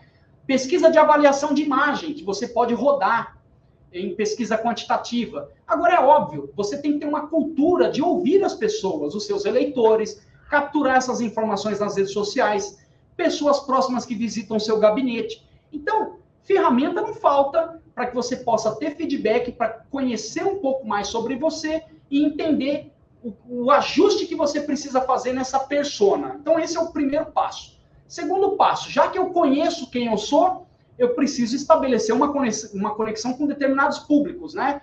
Aqui, vou ter que passar rapidamente, porque estão puxando a minha orelha, tá? Pessoal, basicamente, olha só, a gente tem que ter dados sociodemográficos dessas pessoas, né? Por exemplo, a faixa etária é um absurdo. A diferença entre alguém da geração Z, né, que alguém tem ali 20 e poucos anos, com alguém da minha idade, 45, 50 ou mais. Então, o seu eleitor, você precisa entender quem ele é do ponto de vista geracional, porque são concepções de mundo completamente distintas, né? Como é que ele vota? Você precisa compreender, porque você já vai mapear o território. Como é que é o comportamento de voto desse eleitorado, desse território aqui? Você pode separar isso por campo político. Eu sou alguém do campo da direita. Opa, eu já percebi como é que o eleitor vota aqui. 75% vota no campo da direita para esses determinados cargos. Então tem tudo a ver comigo. E aí você vai fazendo os ajustes, né? Onde essas pessoas moram, classe social tem uma diferença enorme de votação entre classes sociais. Pessoas de uma mesma classe têm tendência de votarem igual. Tá? Pessoas de classes diferentes, elas votam de forma diferente, né? Religião, como eu já falei, é um determinante do voto. Sexo, mulheres têm demandas distintas. Mulheres mais velhas têm demandas distintas de mulheres mais jovens, tá? Se a pessoa é casada ou não. Problemas que essas pessoas enfrentam, né? Aí, esses que estão em negrito aí, o que é isso aí, ó? São variáveis psicográficas e comportamentais. Cada vez mais, estas variáveis ganham um peso enorme no momento em que você vai fazer o seu planejamento para definir quem é o seu público-alvo. Estilo de vida e interesse. Valores atitudinais, né? E opiniões que as pessoas têm sobre determinadas temáticas. Hábitos de consumo de mídia, porque vai te dar um mapa. Por exemplo, público jovem que vive no TikTok. Você não vai conseguir falar com esse cara no Instagram, tá? Tá no TikTok. Pessoas mais velhas, talvez ali no Facebook. E esse consumo de mídia, em função da maneira como os algoritmos entregam o conteúdo, eles deixam rastros de como as pessoas se comportam. Então, você pode pegar esses relatórios nas redes sociais para definir uma segmentação de público, principalmente baseado nessas questões aqui, que não necessariamente têm relação com questões demográficas, por exemplo, onde a pessoa mora ou classe social, mas estilo de vida, interesse, opinião que as pessoas têm sobre o tema aborto, por exemplo. E aí? Como é que você se posiciona sobre isso? Tá? Então, não adianta querer falar com todo mundo. Se tem um erro na comunicação, olha só, pum, não. Ó, a adequada segmentação é o que vai garantir a sua diferenciação. É o que vai garantir com que as pessoas, quando ouvir o seu nome, ou te ver que tem um código que você usa, vai gerar aquela identificação. Então, a correta definição do posicionamento, que a gente vai falar sobre ele, só é possível de ser feito a partir do momento em que você define quem é o seu eleitor. Pode ser eleitores, nichos. Gilmar, eu falo com mulheres. Tá, mas mulheres é genérico ainda. Mulheres mais velhas. Opa, aí você está começando a caminhar. Agora, qual é o tamanho desse eleitorado dentro daquela localidade? É pequeno, então não adianta. Aí você vai ter que ter uma outra estratégia. Pessoal, aqui tem o passo a passo de como vocês podem fazer isso. Análise de dados das redes, né? De outros pontos de contato além das redes, ou seja, de outras mídias. Pesquisa qualitativa e quantitativa. Qualitativa são aquelas pesquisas feitas em grupo, com um moderador que vai lançar um determinado assunto e a partir desse assunto ele vai entendendo o comportamento e agrupando essas pessoas, né? E o mapa de votação eleitoral, que é muito importante você levantar, só buscar no site do TSE. Para finalizar o diagnóstico, então, primeiro, quem eu sou, quem é o meu eleitor e quem são os meus adversários. Se você não entender quais são as forças políticas que estão inseridas dentro daquele ambiente da disputa, você vai ter muitas dificuldades em construir comunicação, porque existe o processo de desconstrução, você não está sozinho, tá? Compreender as preferências dos eleitores a partir dessa lógica de como eles estão votando. E você, a partir do momento que você pega esses dados, você consegue agrupar isso por campo político. Eu dei o exemplo aqui, de direita ou de esquerda, é o mínimo que você precisa fazer. E aí você pode aprofundar isso. Para deputado, como é que votam aqui na minha cidade? Pessoas que são candidatas aqui do local ou de fora? Tudo isso vai influenciar na sua estratégia. Por exemplo, se você for apoiar alguém, vale a pena? Isso aqui vai te dar o caminho, né? Você, além de levantar suas forças e fraquezas, você também tem que fazer isso com seus adversários, os principais. E você precisa mapear o que os seus adversários estão construindo em termos de narrativa. Por quê? Porque você precisa desconstruí-las. Olha só. Gilmar, como assim? Não existe discurso político feito sozinho. Ele é um processo de desconstrução. Uns vão dizer que são a favor do aborto, outros vão dizer que não são. E você precisa se posicionar. Que narrativas os meus adversários estão construindo que vão contra o meu posicionamento, que eu posso capturar e reafirmar as minhas convicções. E aqui tem algumas ferramentas que eu já acabei citando para vocês, né? Pessoal, além disso, vocês podem mapear os cenários. Aqui, ó. Esse slide mostra o passo a passo. Produto, candidato, público-alvo, adversário, cenários e tendências, tá? Muito importante, então, para compreender para onde é que estão indo as preferências eleitorais, tá? Prognóstico, que é a segunda parte. Agora que eu sei quem sou eu, quem é o meu eleitor, quem são os meus adversários e para onde é que este barco está indo, vamos então definir como é que eu vou me colocar diante deste mercado eleitoral, principalmente pensando na perspectiva do meu eleitorado, que é o que nós chamamos de posicionamento, que é como você vai ser visto pelo eleitor. Muitas vezes você não é alguém do tamanho que você acha que é, mas o eleitor acha que você tem aquele tamanho. Então, quais são os atributos que o eleitor diz que você então precisa cada vez mais reforçar, e aquilo que é uma fragilidade que você precisa, então, trabalhar? É uma questão da percepção. E o posicionamento, como eu mostrei ali algumas imagens do nosso senador Cleitinho, do nosso governador Tarcísio e do nosso prefeito Manga, é a apresentação que você faz para a sociedade que vai te revestir das condições favoráveis para conquistar a preferência do eleitor. Ponto. É a maneira como você fala, as pautas que você trabalha. Agora a gente vai falar sobre isso aqui, ó. Olha só, as ideias. Nós estamos dentro de um partido, o Partido Republicano. Precisamos cada vez mais conhecer sobre o manifesto do partido. E tem que ter uma conexão, né? Quais são as ideias que você tem?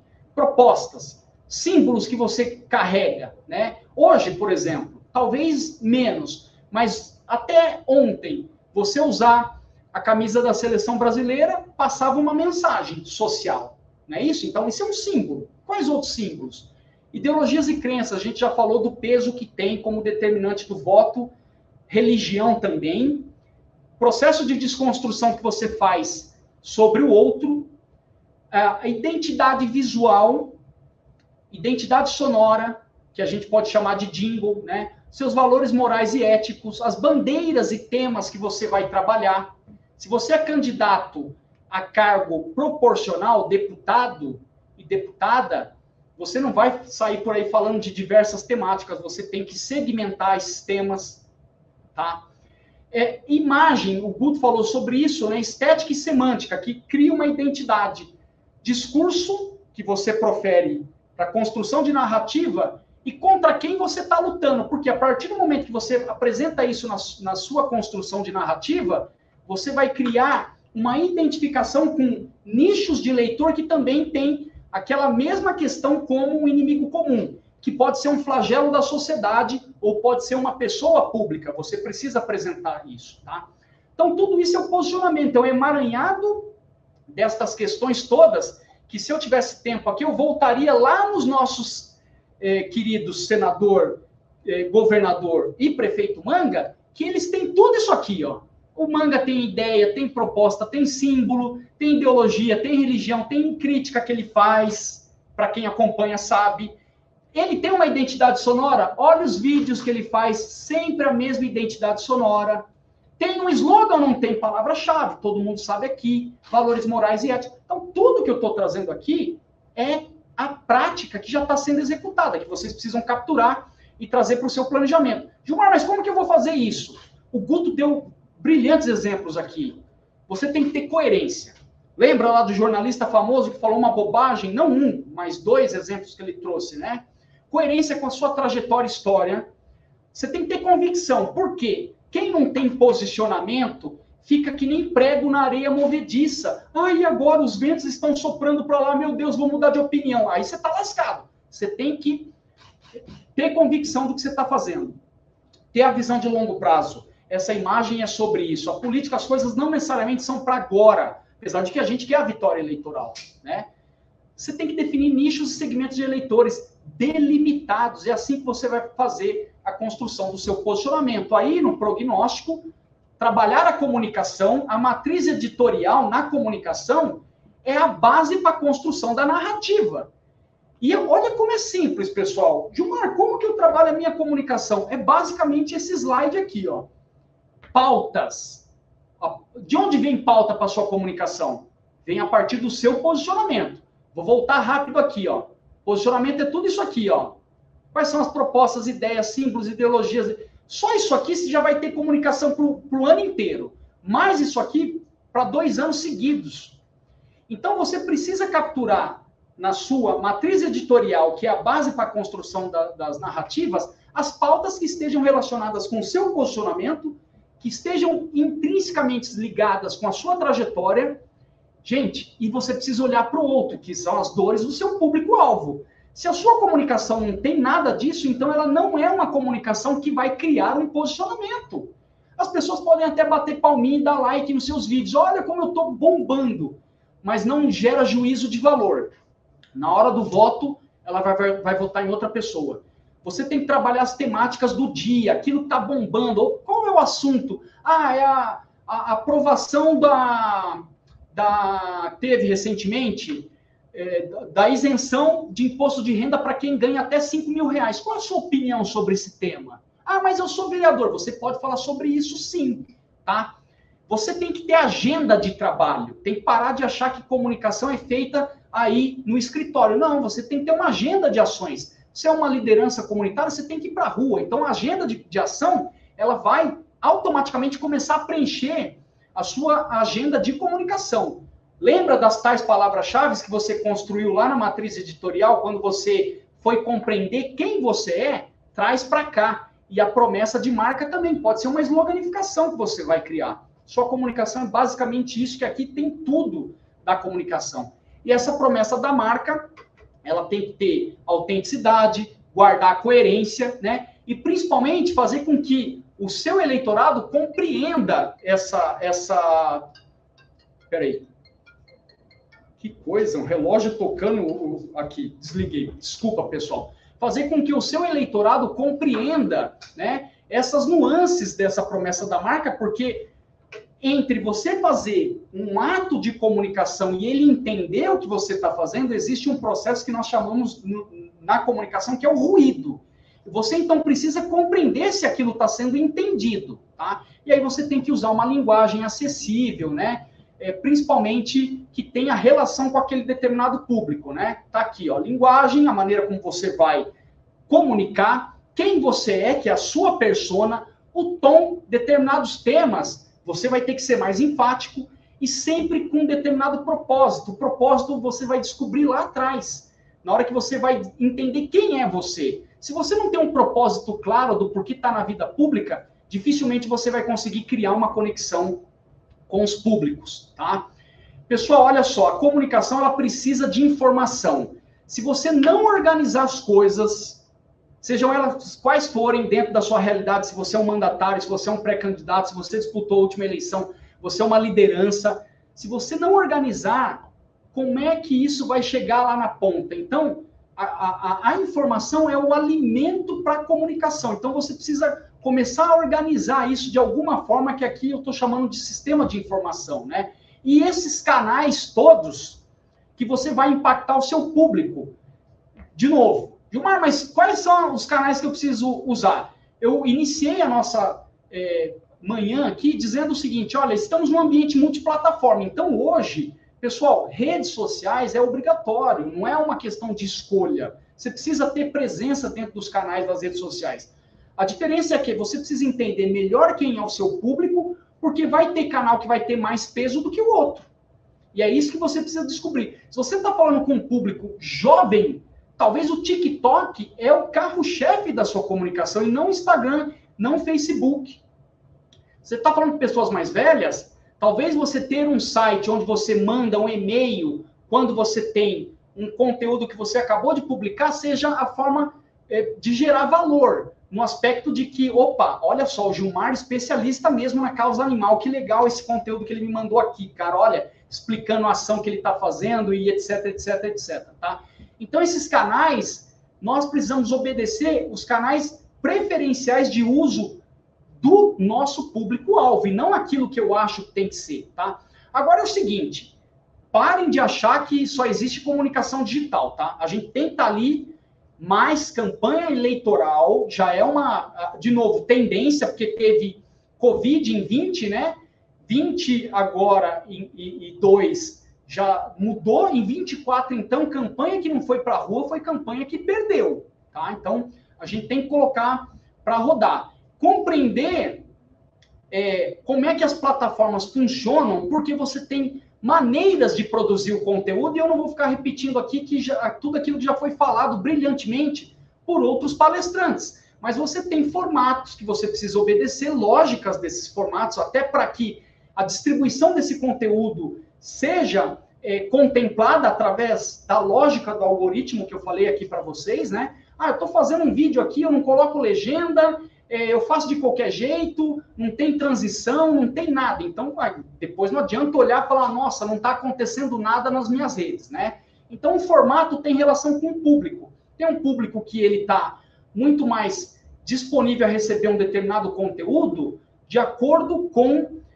aquele formato mais rápido. Manga, 15, 30 segundos, não vai ter vídeo do manga de 2 minutos lá, tá? Mas tem outros atores políticos que têm um vídeo muito mais denso e que, da mesma forma, consegue passar a mensagem e apreender a atenção daquele determinado público, né? Cada vez mais a gente precisa usar a automação, e vocês tiveram palestras sobre isso, como nós estamos falando aqui de planejamento, é muito importante, né? De processos de comunicação e a inteligência artificial. Então, por exemplo, você tem lá o direct do seu Instagram ou Facebook com milhares de mensagens no cotidiano, você pode criar uma automação para que aquilo, de alguma forma, passe por uma filtragem e que você consiga dar um feedback para aquela determinada demanda, porque o problema é aquilo ficar parado, né? Então, cada vez mais a gente precisa automatizar os processos e entender que a inteligência artificial, ao mesmo passo que ela é usada, assim, para a produção de fake news e deepfake, ela é uma grande ferramenta para ajudar na produção do conteúdo. Muitos profissionais hoje, quando vão fazer uma legenda para um post, estão usando inteligência artificial. Coloca ali um prompt, né, que é o quê? Olha, essa é a temática, eu preciso de um texto com isso. Aí, pum, aquilo vem. Então, se isso melhora o cotidiano do seu trabalho, você precisa começar a usar e, no mínimo, buscar conhecer, né? Então, para encerrar a nossa manhã aqui, com a minha participação, aqui no prognóstico eu tive tempo de falar, e eu já sabia que não ia ter tempo de falar de outras coisas, eu não coloquei então, tá? Falei de posicionamento e comunicação. Mas depois que você faz o diagnóstico, a primeira coisa que você tem que fazer é definir objetivo e meta, senão não é planejamento, né? Objetivos e metas de comunicação, objetivos e metas eleitorais, objetivos e metas, por exemplo, se você tem um diagnóstico da sua imagem, de pontos que você precisa melhorar na sua imagem, aí vai depender muito do diagnóstico, daqueles pontos que você precisa colocar como ponto fundamental de melhoria no seu processo comunicacional, que ele tem um tempo para aquilo acontecer, né? Aí vem, você tem que ter um time. Agora, é óbvio que a gente pode estar diante de realidades, eu conheço, por exemplo, muitos que não tem assessor e é ele mesmo, não tem problema.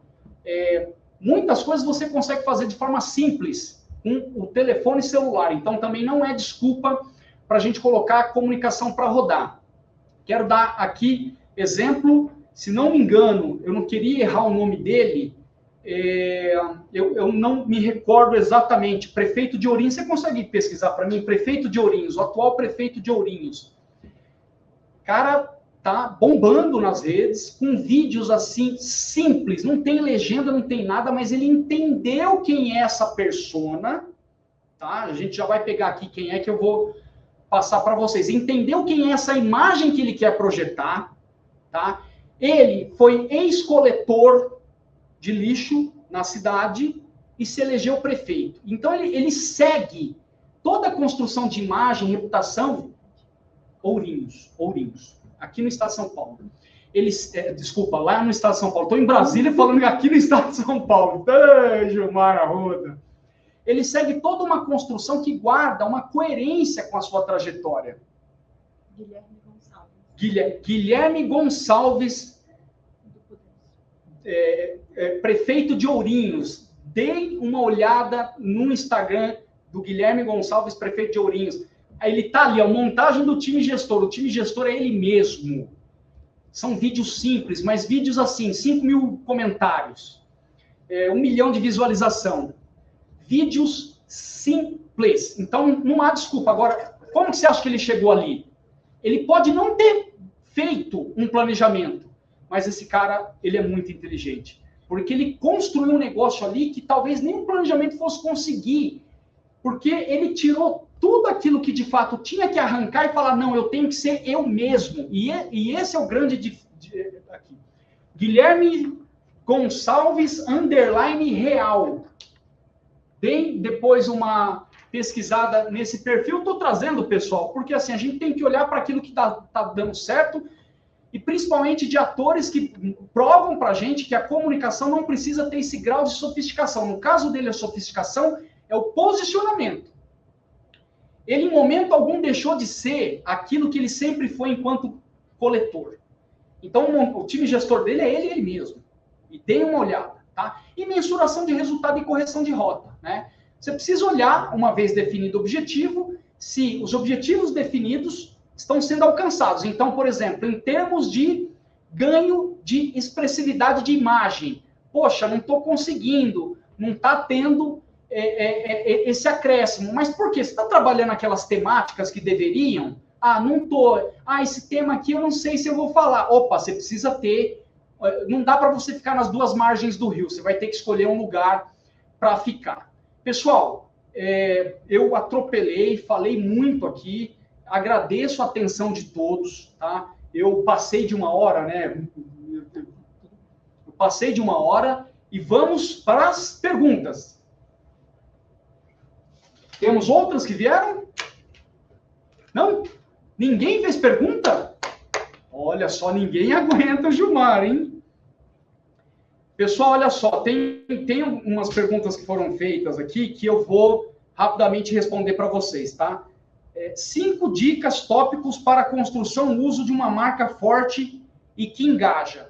Pessoal, olha só, todas essas observações que eu fiz ao longo da apresentação, elas dizem respeito à construção de imagem e reputação. E quando nós estamos falando de construção de imagem e reputação, nós estamos falando da marca, né? Então, você ter uma trajetória, né? Respeitar essa trajetória, ter coerência com relação a essa trajetória, né? Entender qual é o público-alvo que você quer impactar, é muito fundamental para que você tenha a capacidade de se conectar com este público que você vai definir dentro do seu planejamento. Então, uma marca, ela só consegue ter uma força social, principalmente dentro do ambiente eleitoral e da política, se você projeta uma imagem e se você, de alguma forma, cria essa conexão com esses públicos a partir das demandas que esses públicos têm latente, que você mapeou, e que, de alguma forma, aquilo faz parte da sua essência.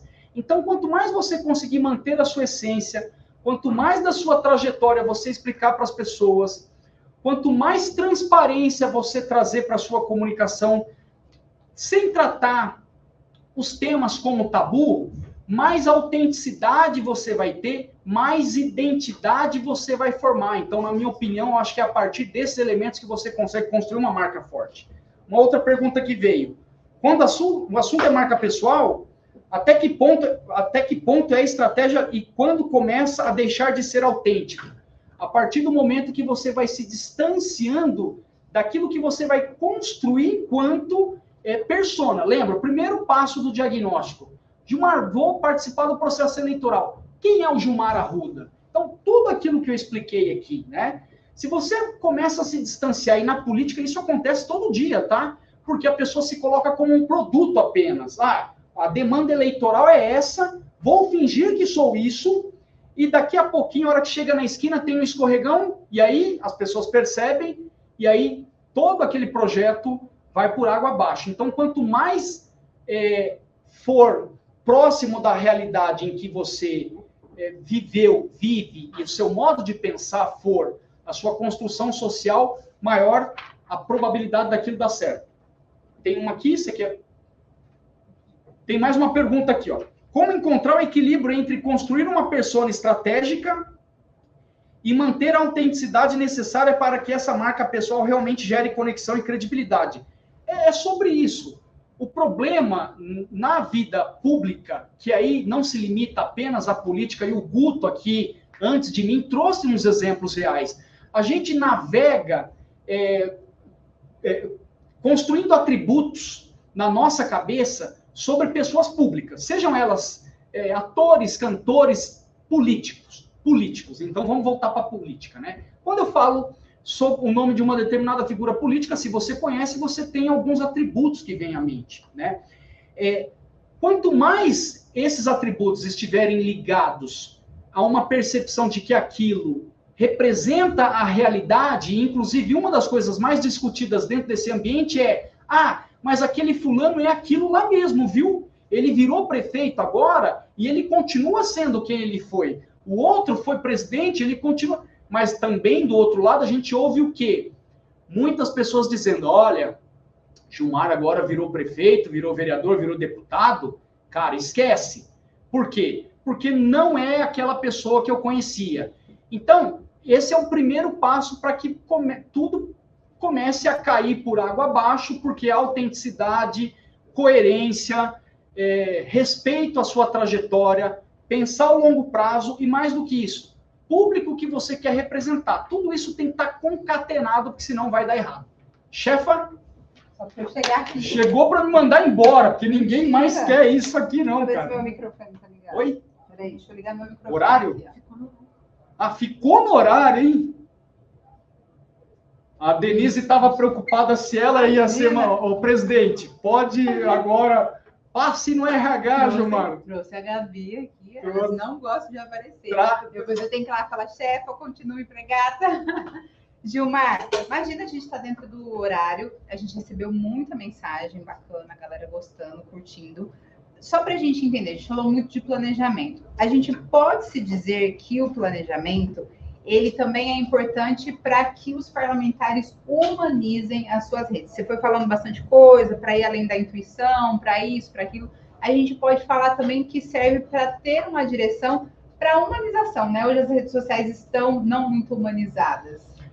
O processo de humanização é esse processo de conexão com o outro, né? Então, assim, a gente já tem uma grande dificuldade. No início da minha fala, eu apresentei um panorama do cenário do porquê a gente precisa planejar, essa dificuldade de criar a conexão com o outro a partir dessa perspectiva de que vivemos num mundo onde tudo é muito para ontem, as coisas de ontem, hoje, ninguém mais sabe o que foram, né?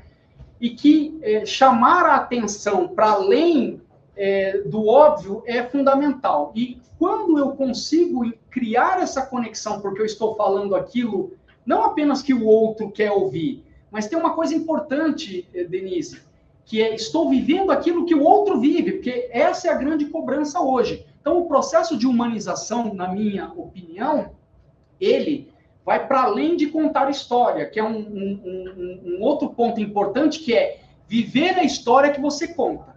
Não adianta eu só contar a história, olha, eu sou da causa animal, que é uma das causas que sofrem muito, porque vem sempre forasteiro capturar aquilo. Viver a causa animal é uma outra coisa. E só quem vive a causa animal sabe o que de fato acontece ali em termos de entrega que você tem que dar. Então, eu acho que quando você vive aquilo que você se propõe fazer, e o propósito é parte fundamental da construção aqui do posicionamento, esse processo de conexão e humanização ele é automático.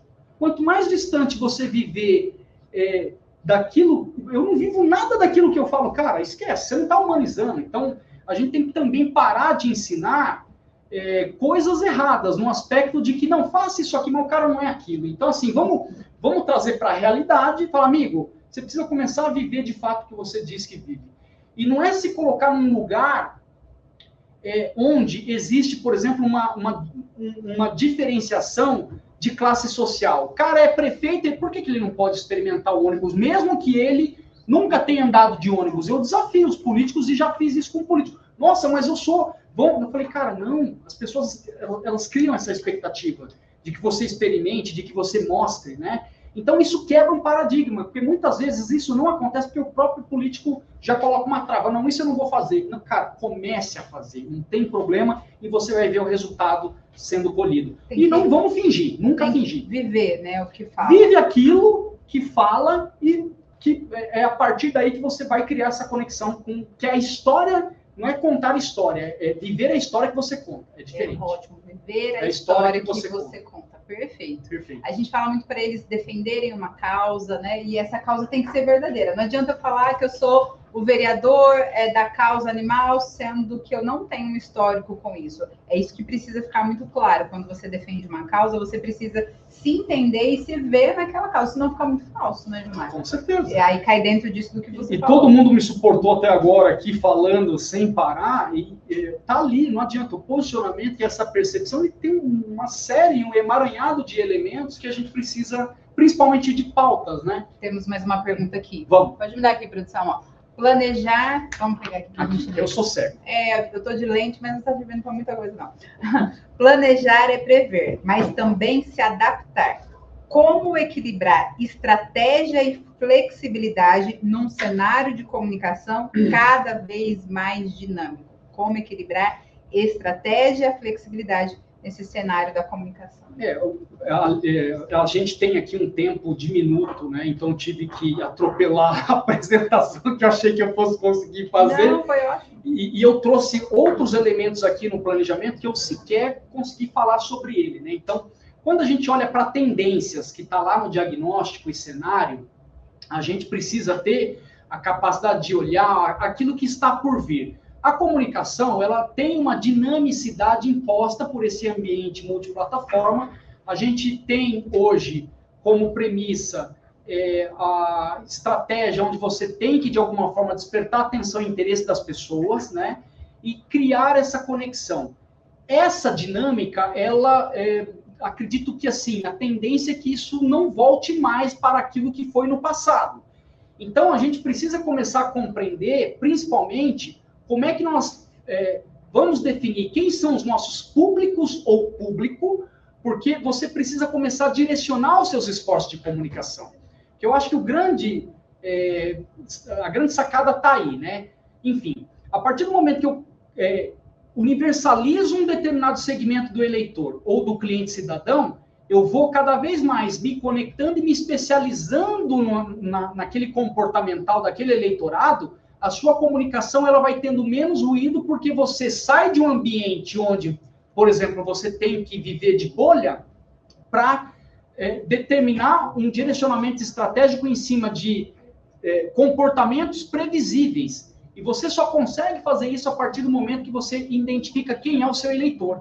Então, eu acho que para existir esse equilíbrio entre estratégia e flexibilidade no cenário de comunicação cada vez mais dinâmico, é você direcionar os seus esforços de comunicação para segmentos de eleitor e cada vez mais aprofundar essa relação com esse segmento de eleitorado. Agora, é claro que no momento eleitoral você vai ter que ter uma estratégia de ampliar o eleitorado, mas para isso você vai precisar também definir quem é esse eleitorado que você vai querer alcançar para além daquele que hoje você está dialogando.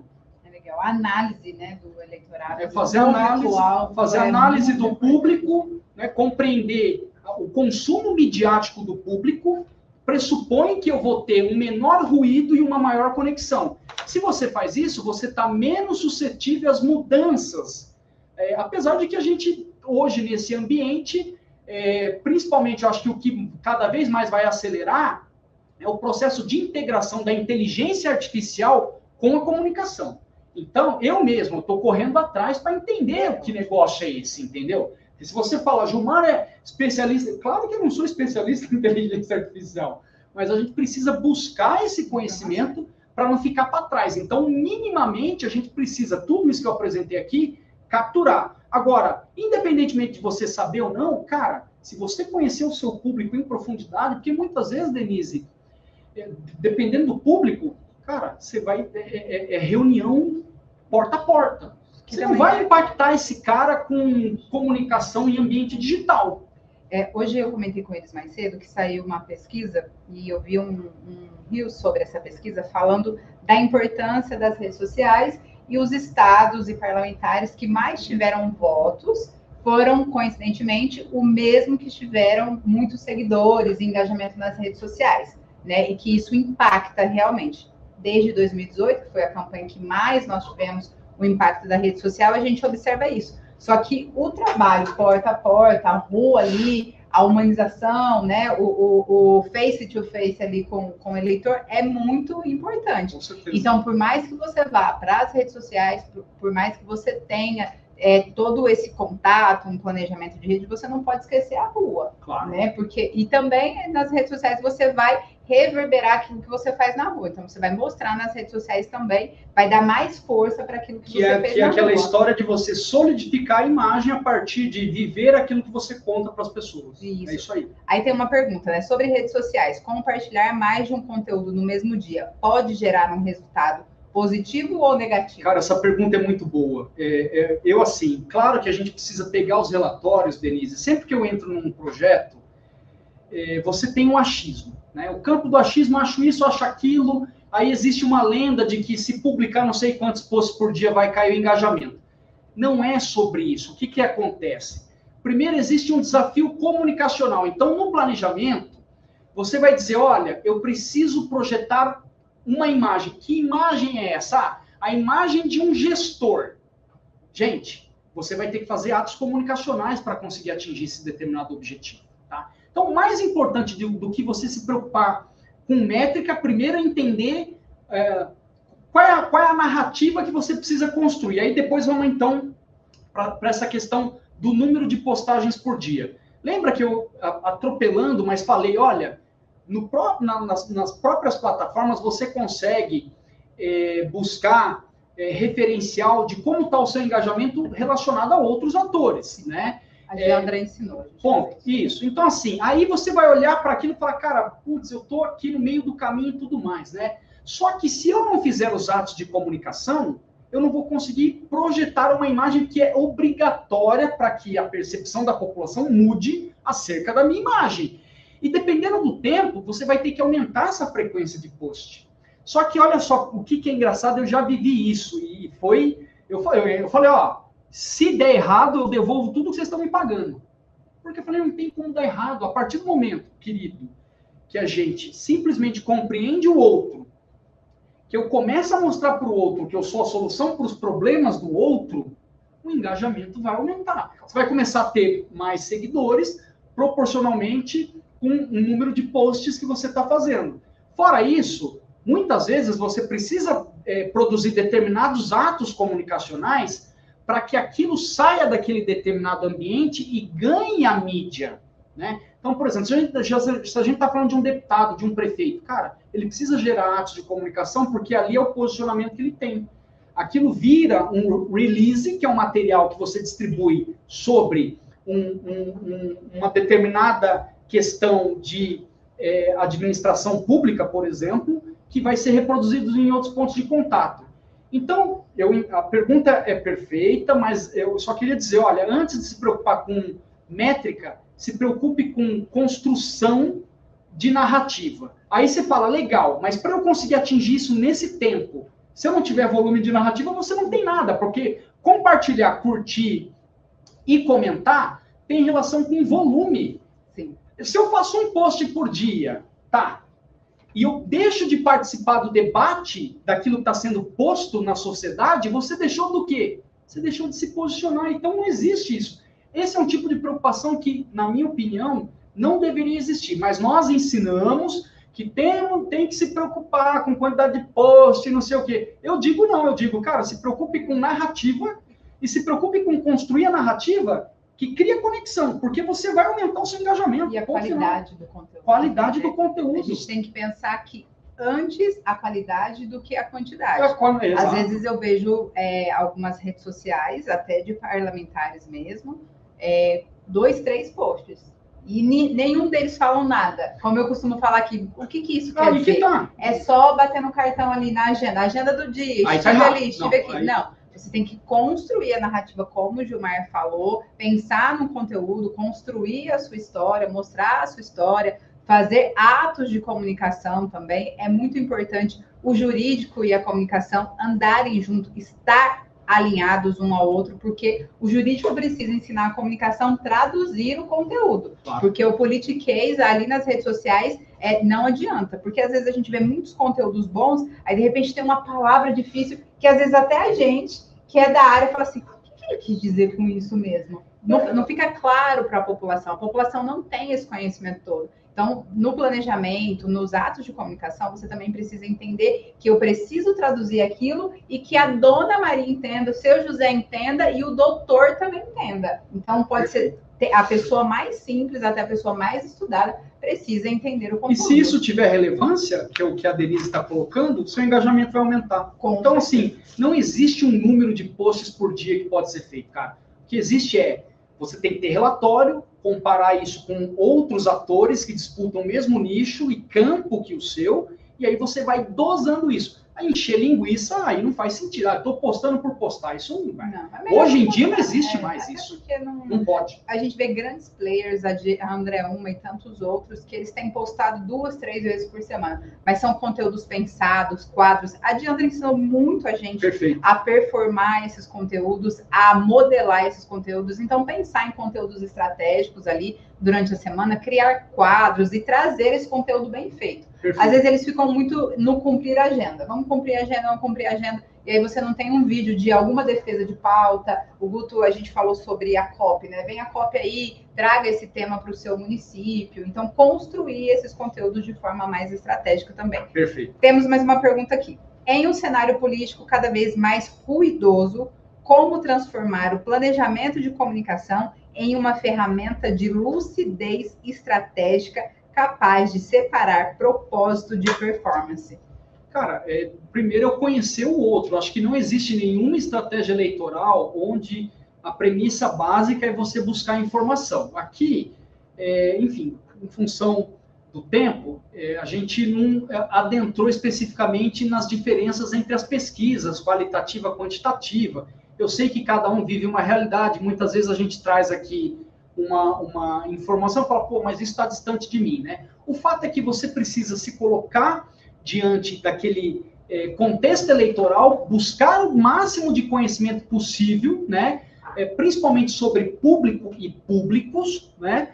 Para que você tenha, então, uma estratégia clara de posicionamento baseada naquele cenário. E aquele cenário não é só você com o seu eleitor, aquele cenário é você, o seu eleitor e os seus adversários. Então é um tripé, cara.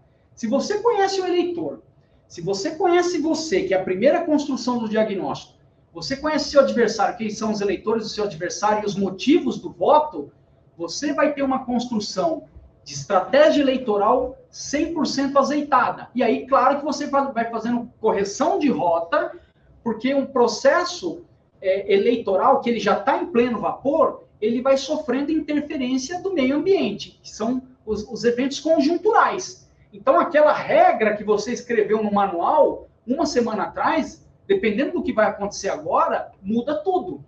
E você tem que ter a sensibilidade de dizer, peraí, gente, vamos fazer uma correção de rota.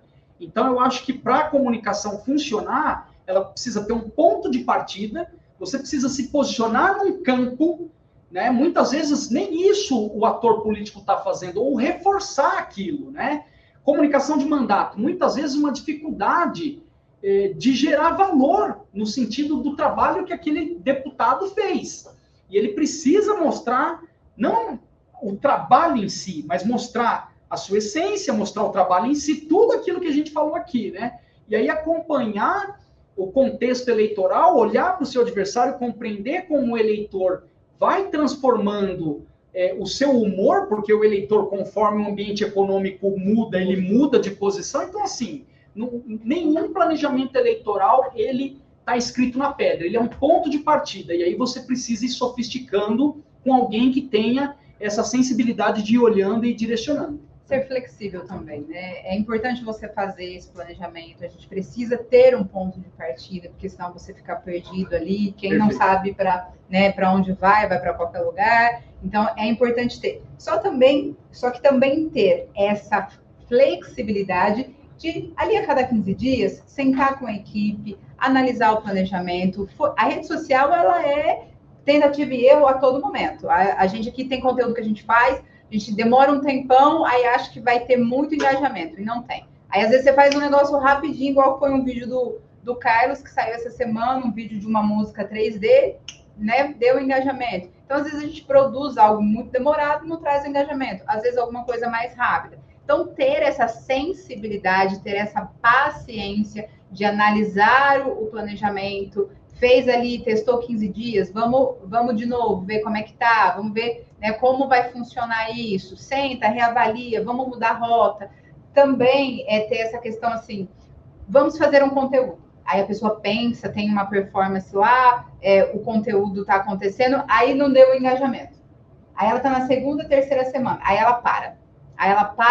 Não deu certo. Não, também ter esse olhar de que os conteúdos precisam se encaixar nas redes sociais, o seu público precisa entender aquilo que você está fazendo e também dá tempo para algumas coisas amadurecerem na rede social dentro do seu planejamento. Às vezes você coloca alguma coisa no planejamento, não está dando certo, na primeira semana você já quer trocar, né? Denise, você foi cirúrgica. Eu só acrescentaria uma coisa que ela colocou aqui, ele ou ela, que nós não estamos citando os nomes das pessoas, então eu quero que todos se sintam citados de alguma forma das perguntas, isso é o de menos. Se a gente vai ali direto ao ponto, em cima de demandas mapeadas, você pode ter certeza que o engajamento vai acontecer. Agora, o que a Denise falou, tem coisa que vai demorar. E não tem problema. Você vai, em alguns conteúdos, vai passar em branco, outros não, e aí você vai crescendo, vai ganhando musculatura. A rede social não é uma coisa que acontece do dia para a noite. Agora, uma coisa que eu não falei do planejamento é impulsionamento. Então, outra ferramenta fantástica aí que a gente precisa usar. Exatamente. Analisem, procurem um bom gestor de tráfego para que vocês consigam investir o valor. Às vezes, eles têm pouco valor para investir, mas também, não estou falando mal dos primos. Meu primo faz, meu sobrinho faz. Procurem profissionais para que o seu dinheiro de patrocinado seja melhor administrado e tenha um resultado melhor. Então, isso também é importante. Profissionalizar as áreas, gente, é muito importante. Você contratou um assessor de comunicação, ele sabe o que ele está fazendo. Você contratou um gestor de tráfego, ele sabe o que ele vai estar fazendo. Não, até porque impulsionamento, qual que é a grande sacada? Não é alcançar mais pessoas apenas, é você segmentar. Quer dizer, se você não tem um planejamento, você está impulsionar, vamos impulsionar para todo mundo. Tudo bem, você está numa cidade pequena, às vezes aquilo vai fazer algum sentido, mas vai chegar um momento que você vai ter que começar a direcionar. Então você tem que entender ali questões sociodemográficas, psicográficas, que aí entra a questão comportamental e tudo mais, né? Porque quem fala para todo mundo não fala para ninguém. É igual quando você vai num evento, você precisa saber quem é o público-alvo, com quem você está falando. Não adianta eu falar de políticas para as mulheres em um evento para policiais que só tem homens. Não, e vice-versa. Você tem que entender. E a rede social patrocinado vai fazer isso. O grande lance é realmente o que o Gilmar falou. O grande lance do patrocinado é a segmentação. Gilmar, muito obrigada. Você mandado embora! Você mandado que embora! peninha, a gente precisa liberar a galera. Tem mais tudo de pergunta? Não, essas foram as que foram. São as que acabaram. Fiquei feliz de pelo menos ter essas perguntas, né? Porque eu achei que ninguém ia perguntar nada. Muito obrigado. Pessoal, agradeço, obrigado pelo carinho. Fundação, nossa presidente, todo o time, enfim. Não vou citar todos aqui, porque eu vou deixar alguém de fora. Então, a partir da nossa presidente Renata, citar todo mundo. Vocês são fantásticos e contem sempre comigo. Obrigado. Sim, vamos ser abraçados, né? Obrigado. Obrigada. Foi ótimo. Salve de palmas para o Gilmar!